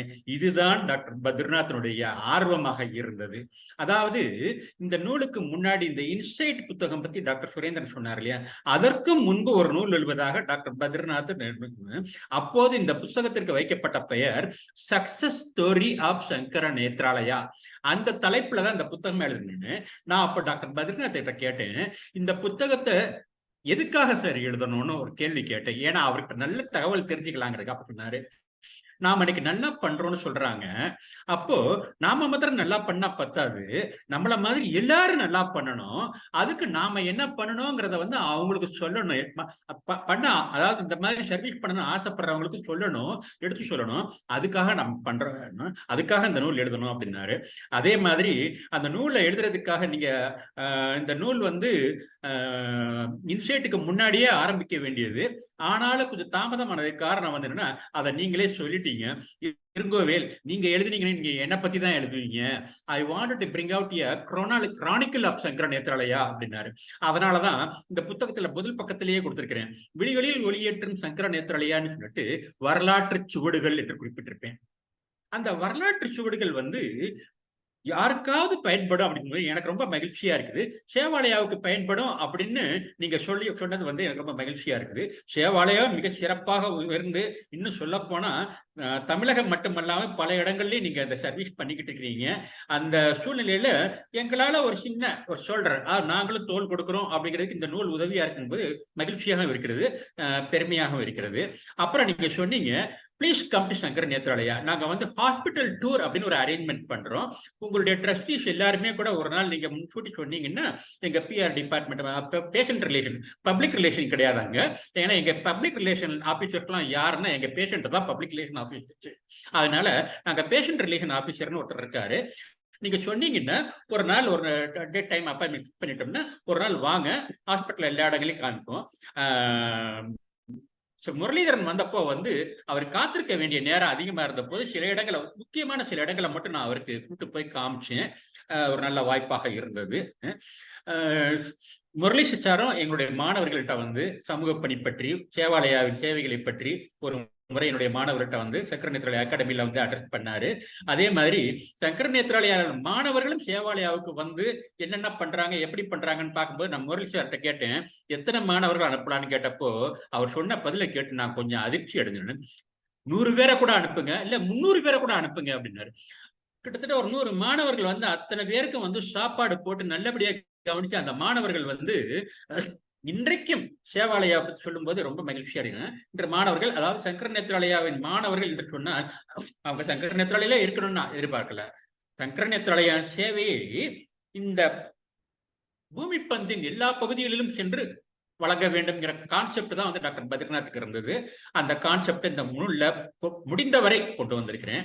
இந்த நூல் வந்து அடிப்படையில 2700 பக்கம் எழுதினேன். அதை 800 பக்கத்துக்கு எடிட் பண்ணேன். அதன் பிறகு டாக்டர் சுரேந்திரன் இவ்வளவு நிறைய இருக்குது, இன்னும் கொஞ்சம் சுருக்கலாமா அப்படின்னு சொல்லும் போது நிறைவாக நீங்க சொன்ன மாதிரி 592 பக்கத்துல எல்லா பகுதிகளையும் சேர்த்து வந்திருக்கிறது. இந்த நூல் முக்கியமான நோக்கம் என்று சொன்னால் இது ஒரு ஆவணமாக இருக்க வேண்டும், அடுத்த தலைமுறைக்கு தெரிய வேண்டும். சங்கர நேத்ராலயா எப்படி ஆரம்பமானது, எப்படி இன்றைக்கு வேர்ல்டு லெவல்ல இந்த வீக் அமெரிக்காவிலிருந்து வரக்கூடிய வீக் ஜேர்னல்ல வேர்ல்டுலயே 10 சிறந்த மருத்துவமனைகள்ல ஒரு சிறந்த மருத்துவமனையா சொல்லிக்கிறாங்க. அதுல கண் மருத்துவமனைகள்ல சொல்லும் போது இந்தியா, அதாவது 4 கண் மருத்துவமனைகளை உலக அளவில் சிறந்த மருத்துவமனையா த வீக் சொல்லுது. அதுல ஒன்று சங்கர நேத்ராலயா அப்படின்னு சொல்றாங்க. இப்படி ஒரு பேர் கிடைக்கிறது என்றால் இந்த பேர் எங்களுக்கு மட்டும் கிடைக்க கூடாது, எல்லாருக்கும் கிடைக்கணும். அதற்கான ஒரு வாய்ப்பாக இந்த நூல் அமைய வேண்டும் நாங்க ஆசைப்பட்டோம். அந்த ஒரு சூழ்நிலையில பண்ணோம். கடந்த 24ஆம் தேதி டாக்டர் பத்ரிநாத் அவர்களுடைய பிறந்த நாள் அன்று டாக்டர் சுரேந்திரன் சாரோட, அதாவது மெய்வருத்தம் பாரார் பசி நோக்கார் கண்துஞ்சார்னு சொல்லுவாங்க இல்லையா, அந்த மாதிரி டாக்டர் சுரேந்திரன் பல முயற்சிகள் எடுத்து பல பிரபலங்களையும் அழைத்து மிக சிறப்பான முறையில அந்த நூலை வெளியிடுறதுக்கு ஏற்பாடு பண்ணாரு. இந்த நேரத்துல சேவை செய்ய வேண்டுங்கிற ஆர்வம் எல்லோருக்கும் இருக்கிறது. சிலருக்கு நேரம் இருக்காது, பணம் இருக்கலாம், அவர்களும் நமக்கு தோல் கொடுக்கிறார்கள். நீங்க சொன்ன மாதிரி சேவாலயாவுக்கும் தோல் கொடுக்கிறார்கள், சங்கர நேத்ராலயாவுக்கும் தோல் கொடுக்கிறார்கள். அந்த வகையில ஜிஆர்டி ராஜேந்திரன் சார் வந்து இந்த புஸ்தகத்துக்கு என்ன ஆகுமோ அதை நான் செய்யறேன் அப்படின்னு இலவசமா கொடுத்தா படிக்க மாட்டாங்க, மதிப்பு இல்லாம போயிடும். அதனால வந்து இந்த புத்தகத்தை வந்து என்ன விலை சொல்லலாம் அப்படின்னு சொல்லும்போது 1000 ரூபாய் அப்படின்னாங்க. வேண்டாம், 600 ரூபாய் ஒரு நன்கொடையாக இருக்கட்டும். அந்த நன்கொடை வந்து நாங்க கம்யூனிட்டி சர்வீஸ் பேஷண்ட்டுக்கு நாங்க வந்து சாப்பாடு எல்லாம் போட்டுட்டு இருக்கோம். பேஷண்ட்டுக்கு வேணா இலவசமா இருக்கலாம், ஆனா நமக்கு செலவு தானே, நமக்கு உதவி செய்கிறார்கள் அல்லவா, அந்த ஒரு கண்ணோட்டத்துலதான் இந்த புத்தகத்துக்கு ஒரு விலையும் வைத்து பரவாயில்லை. நிறைய பேர் உங்களை போன்ற நல்ல அன்பர்கள், சமூக சேவர்கள் எல்லாம் வாங்கி இந்த நூலை பற்றி பேசுறீங்க, படிக்கிறீங்க, பாராட்டு சொல்லும்போது ரொம்ப சந்தோஷமா இருக்குது. மிக்க மகிழ்ச்சின்னு. மருத்துவ சமூகவியல் சொன்னீங்க. அதாவது எல்லா டாக்டர்ஸ் வந்து ஹெல்த் ப்ராப்ளத்தை மெடிக்கல் ப்ராப்ளமா பார்ப்பாங்க. ஆனா நாங்க மெடிக்கல் சோசியாலஜிஸ்ட் நாங்க என்ன சொல்றோம்னா, இது வந்து உடல் மட்டும் சார்ந்த பிரச்சனை இல்ல. உடல், மனம், சமூகம், பொருளாதாரம், கல்வி, மதம் சார்ந்த எல்லா விஷயமும் சேர்ந்த ஒன்றாக மருத்துவத்தை பார்ப்பதுதான் வந்து மருத்துவ சமூகவியலாளர்களுடைய ஒரு கான்செப்ட். அந்த வகையில பண்ணிக்கிட்டு இருக்கிறோம்னு. இன்றைக்கு இந்த கண்தானம் பத்தி சொன்னீங்க. அதுல நிறைய பேர் சேவாலயா மூலமாக பல கண்கள் தானமாக கிடைப்பதற்கான வாய்ப்புகள்லாம் இருந்தது. அதெல்லாம் நம்ம தொடர்ந்து பண்ணிக்கிட்டு இருக்கிறோம். அந்த கண்தானம் பற்றிய நிறைய சாப்டர்ஸ் ரஜினி சார்லாம் ஹெல்ப் பண்ணாரு. இன்ஃபேக்ட் அவருடைய மாமியாருடைய கண்கள் வந்து சங்கர நேத்ராலயாவுக்கு தானமாக அவரே தான் ஏற்பாடு பண்ணாரு. இன்னும் சொல்ல போனா ரஜினி சார் அவருடைய சகோதரி இறந்த அன்று கண்ணங்கியை நாங்க ஆரம்பிக்கிறோம். ஆனா அவர் அங்க போயிட்டாரே வருவாருன்னு சந்தேகப்பட்ட போது வந்துட்டு 4 மணிக்கு வர முடியாது இருங்கோவேல், 6:30 மணிக்கு வந்துடுறேன், கண்டிப்பா பண்ணித்தரேன் அப்படின்னா அந்த மாதிரின்னு. ஆக நல்ல மனமுடையவர்கள் இந்த சங்கர நேத்ராலயாவை பார்த்து கொண்டிருக்கிறார்கள், சங்கர நேத்ராலயாவை சுமந்து கொண்டிருக்கிறார்கள்.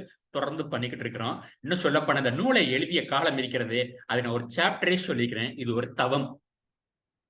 அந்த மாதிரி இருக்கு. இப்போது கிடைத்தது ஒரு நல்ல வரம். உங்களை மாதிரி ஒரு பெரிய சேவாலயா நிறுவனத்தில இருந்து ஒரு நல்ல ரிவ்யூ கொடுத்தீங்க. என்னுடைய பணிவான நன்றிகளை சமர்ப்பிக்கிறேன். Thank you Murali sir, thank you Ramanathan sir. Sevalaya ஒவ்வொரு அங்கத்தினர்களுக்கும் என் பணிவான நன்றியை சமர்ப்பிக்கிறேன். நன்றி, வணக்கம். Thank you sir, thank you. Thank you sir. Doctor Irungovel சம்பந்தமா எனக்கு தெரிந்த ஒரு நிகழ்ச்சி, அவரோட பர்மிஷனோட நான் சொல்றேன் அதை. ஏன்னா ஒரு நீங்க வீடியோல இருக்கீங்களா? வீடியோ வந்து ஏதோ ஆன் ஆக மாட்டேங்குது. சரி, ஓகே. தெரியல. இருங்கோவில் சார் சம்பந்தமா ஒரு நிகழ்ச்சி அவரு வேற ஒரு சந்தர்ப்பத்தில் சொல்லியிருக்காரு. இந்த புக்ல இல்லைன்னு நினைக்கிறேன் அது. ஏன்னா அது வந்து எனக்கும் பத்ரிநாத்துக்கும் இருக்கக்கூடிய நிறைய ஒற்றுமைகள்ல ஒரு மிகச்சிறந்த ஒற்றுமையை ராமநாதன் எடுத்து கொடுத்தாரு. 2 பேரும் ரொம்ப கோவப்படுவோம்னு சொல்லி. அந்த மாதிரி ஒரு இன்சிடென்ட் அவருடைய பர்மிஷன் நான் சொல்றேன். இவருக்கு பத்ரிநாத்துக்கு ரொம்ப கோவம் வந்துன்னு சொன்னாக்கா, அவருடைய ரொம்ப ஹையஸ்ட் பாயிண்ட் கோவத்துல சொல்றது வந்து 4ல இருந்து என் கண்ணில் முடிக்காத அப்படின்னு சொல்லிட்டு வரோம். அந்த மாதிரி ஒரு வாட்டி இருங்கோவில்கிட்ட சொல்லிட்டாரு. இருங்கோவில் சீரியஸா எடுத்துட்டு மறுநாள் வரல அவரு. அவர் என்ன பண்ணாரு, வேற ஒரு ஹாஸ்பிட்டல் போய் ஜாயின் பண்ணிட்டாரு. போயிட்டு இந்த மாதிரி சொல்லிட்டாரு, பத்ரிநாத் சொல்லிட்டாருன்னு சொல்லிட்டு அவர் வந்து இன்னொரு கமர்ஷியல் ஹாஸ்பிட்டல் போயிட்டாரா. ஆனா அங்க ஒரு சில நாள் கூட தாங்கல.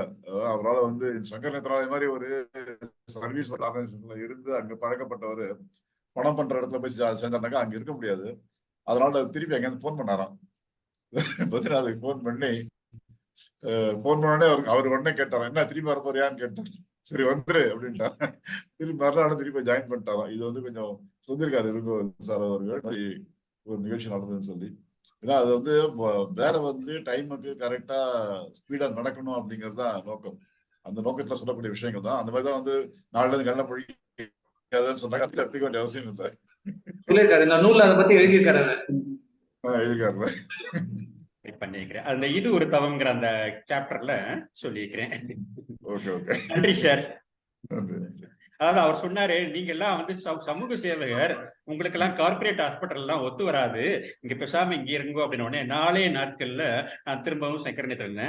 ஆனா ஒன்று சொல்றேன், சங்கர நேத்ராலயா எப்பவுமே வேண்டியவன் வேண்டாதவன் பார்க்காது.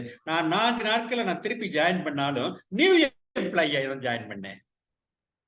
15 வருடங்கள் சங்கர நேத்ராலயா பணியாற்றி விட்டு சங்கர நேத்ராலயா வேலையை ராஜினாமா செய்து விட்டு 4 நாட்கள் வேறு இடத்திற்கு சென்ற பிறகு மீண்டும் நான் ஜாயின் பண்ண போது எனக்கு அந்த சீனியாரிட்டி கிடையாது.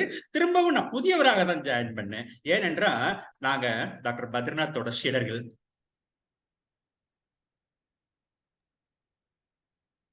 Thank you sir. இப்போ மற்றவங்க ஏதாவது கேள்வி இருந்தா கேட்கலாம். ராமநாதன் சாருக்கும் கேள்வி கேட்கலாம். இருங்கோவில் சார், டாக்டர் இருங்கோவில், டாக்டர் சுரேந்திரன் இருக்காங்க.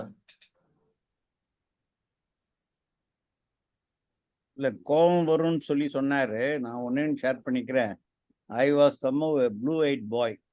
எனக்கு தெரிஞ்சு ஒரே ஒரு வாட்டி ரொம்ப சின்ன இதுதான் எனக்கு என்கிட்ட ஒரு மனக்கசப்பு வந்திருக்கு, அவ்வளவுதான். மிச்சபடி நான் தான் அவருக்கு நிறைய டோஸ் கொடுத்துருக்கேன்.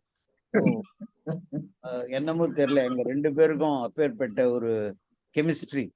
எத்தனையோ வாட்டி ரூம்மேட்டா நான் ஷேர் பண்ணியிருக்கேன். அவருடைய இதெல்லாம் ராத்திரி 11 மணி வரைக்கும் அது இது அடுத்த நாள் கான்ஃபரன்ஸ் பேப்பரை படிக்காம வேற ஏதோ புக்ஸ் பிலாசபி அதெல்லாம் படிப்பாரு. காலங்காத்தால எழுந்து பார்த்தா துணி துவைக்கிற சத்தம் கேட்கும். 4 நாள்னா கூட அந்த அண்டர் கார்மெண்ட்ஸ்லாம் அவரே துவைச்சு போடுவார். அந்த மாதிரி ஒரு சிம்பிள் மேன். எனக்கு இருக்கிற அனெக்டோட்ஸு 47 வருஷம் அவங்க மனைவிக்கு அடுத்தது எனக்கு தான் இருக்கும். ஏன்னா பசங்க 2 பேரும் அமெரிக்காவில் வளர்ந்தாங்க. நான் ஒரு மூத்த பையன் மாதிரி எல்லாத்தையும் பண்ணி கடைசியில என்னுடைய பெரிய அச்சீவ்மெண்ட் என்னன்னாக்கா, நமது முதலமைச்சருடைய தயவுல டாக்டர் பத்ரிநாத் ரோடுன்னு சொல்லிட்டு பைக்ராஃப்ட்ஸ் கார்டன் ரோடு வேற அவர் JKCN சங்கர நேத்ராலயா பிரான்ச் பெரிய பிரான்ச் இருக்கு.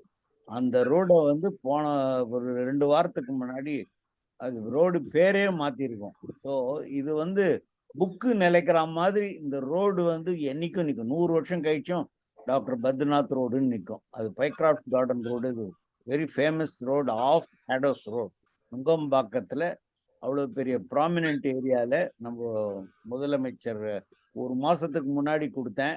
1 மாசத்துல அவர் பண்ணாரு. அது அவரு பத்ரிநாத்தும் கொடுத்து வச்சவர், நான் வச்சவங்க. இது வந்து காலம் தொட்டு அது அவருடைய பேர் அழியவே அழியாது. அந்த மாதிரி ஒரு சங்கர நேத்ராலய பேர் இருக்கோ இல்லையோ அந்த பத்ரிநாத் ரோடு கண்டிப்பா இருக்கும். ஏன்னா பைக்ராஃப்ட்ஸ்ன்றவன் வந்து 1600 16th செஞ்சுரியில இருந்தவங்க போடுது, 17th செஞ்சுரி. அவன் பேரே இவ்வளவு நாள் இருந்திருக்கு. ஸோ இவர் பேர் நீங்க நினைச்சு பார்க்க பல தலைமுறைக்கு இருக்கும். ரைட், ஐ திங்க் மிக்க நன்றி. I will take leave and God bless and thank Sevalayam for this wonderful opportunity. Book இன்னும் ஃபாஸ்டா போச்சுனாக்கா உங்களுக்கு பயமுறுத்துறதுன்னு சொல்ல இன்னொரு புக்கு வரும். அப்புறம் பத்ரிநாத்னு சொல்லிட்டு கூட நான் எழுதலாம். எவ்வளோ இருக்கு விஷயம். சங்கர நேத்ராலயால 47 வருஷம்ன்றது சாதாரண ஜெர்னி கிடையாது. அது ஒரு இங்க இருந்து லாஸ் ஏஞ்சல்ஸ் போற மாதிரி ஒரு ஜேர்னி அது. ஸோ கண்டிப்பா 3க்கு போற மாதிரி ஒரு ஜேர்னி. கண்டிப்பா நிறைய விஷயம் இருக்கு, எல்லாம் பகிர்ந்துக்கலாம். ஸோ எல்லாருக்கும் நன்றி சொல்லி விடைபெறுகிறேன். Thank you for this opportunity. Thank you, sir. Thank you so much. Please be in touch with இருங்கவேல் or அவர் சொன்ன மாதிரி பேஷண்ட் ரிலேஷன் ஆபீசர் சிவகுமார் இருக்காரு. என்ன கூட நீங்க கூப்பிடலாம். தொந்தரவு பண்றதா நினைக்க வேண்டாம். நன்றி. தேங்க்யூ. Thank you sir. வேற யாராவது கேள்வி கேட்காம?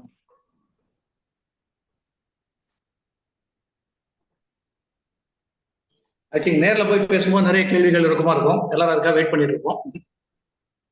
வாருங்கள் sir. You are always welcome, sir. Please come, sir. Thank you.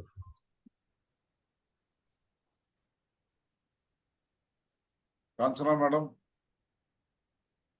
Sir பேசுறது கேக்குதா சார்? ஆமா கேக்குது. ஒரு வழியா கேக்குது. ராம் சாரோட ஒரு ஒர்க் எது பண்ணாலுமே ஒரு ஒரு பெர்ஃபெக்ஷன் அதுல இருக்கும்.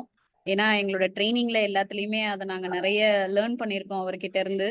ஸோ ஒரு பெரிய புக்கா இருந்தா கூட அதோட ஒரு முன்னுரை முடிவுரை எல்லாம் எவ்வளோ ப்ராம்ப்டா வரணுமோ எல்லாத்தையுமே அழகா கவர் பண்ண மாதிரி இந்த டைம்குள்ள முடிச்சிங்க. நான் முன்னாடியே சொன்னேன் அவருடைய இது கரெக்டான டைம்குள்ளேயும் கம்ப்ளீட் பண்ணுவாரு அப்படிங்கிறதையும் சொல்லியிருந்தேன்.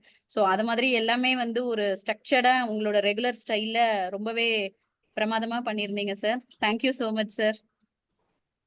நன்றி. இந்த வாய்ப்பு சங்கர நேத்ராலயா கொடுத்ததுக்கு ரொம்ப நன்றி. இந்த சாதாரணமா நான் புக்கெல்லாம் படிக்க மாட்டேன். முரளி சார் தான் இந்த புக்கை படிச்சு பாருன்னாரு. அதுவே எனக்கு ஒரு பெரிய பாடமா இருந்தது. ஸோ அதனால டாக்டர் இருங்கவேல் ஐயாவுக்கும் டாக்டர் சுரேந்திரன் ஐயாவுக்கும் அதுக்கு நன்றி சொல்லிக்கணும் நான். சரி, நன்றி சார். நன்றி சார். இன்னும் வாரம் ஒரு சனிக்கிழமையும் இதே டைம்ல இந்த மாதிரி ரொம்ப இன்ஸ்பிரேஷனல் புக்ஸ், இன்ஸ்பிரேஷனல் ஸ்பீக்கர்ஸ் வச்சு பேசலாம். ஸோ இதனுடைய ஆக்ஷன் ஐட்டமா நமக்கு வந்திருக்கு Sankara Nethralaya visit of the board members and also the HODs எல்லாரும் சேர்ந்து ஒரு நாளைக்கு சங்கர நேத்ராலயா டூர் ஒன்று போயிட்டு வரலாம். போய் பார்த்துடலாம். போயிட்டு வரீங்களா? சரி, எல்லாம் வராங்க, எல்லாருமே வராங்க. அதனால எவ்வளவு பேருக்கு இன்ட்ரெஸ்ட் இருக்கோ எல்லாருமே போய் பார்த்து தெரிஞ்சுக்கலாம். கத்துக்க வேண்டிய விஷயங்கள் எக்கச்சக்கமா இருக்கு, அதெல்லாம் தெரிஞ்சுக்கலாம் போயிட்டு. தேங்க்யூ. நன்றி. Thank you all. நன்றி. Thank you sir. தேங்க்யூ.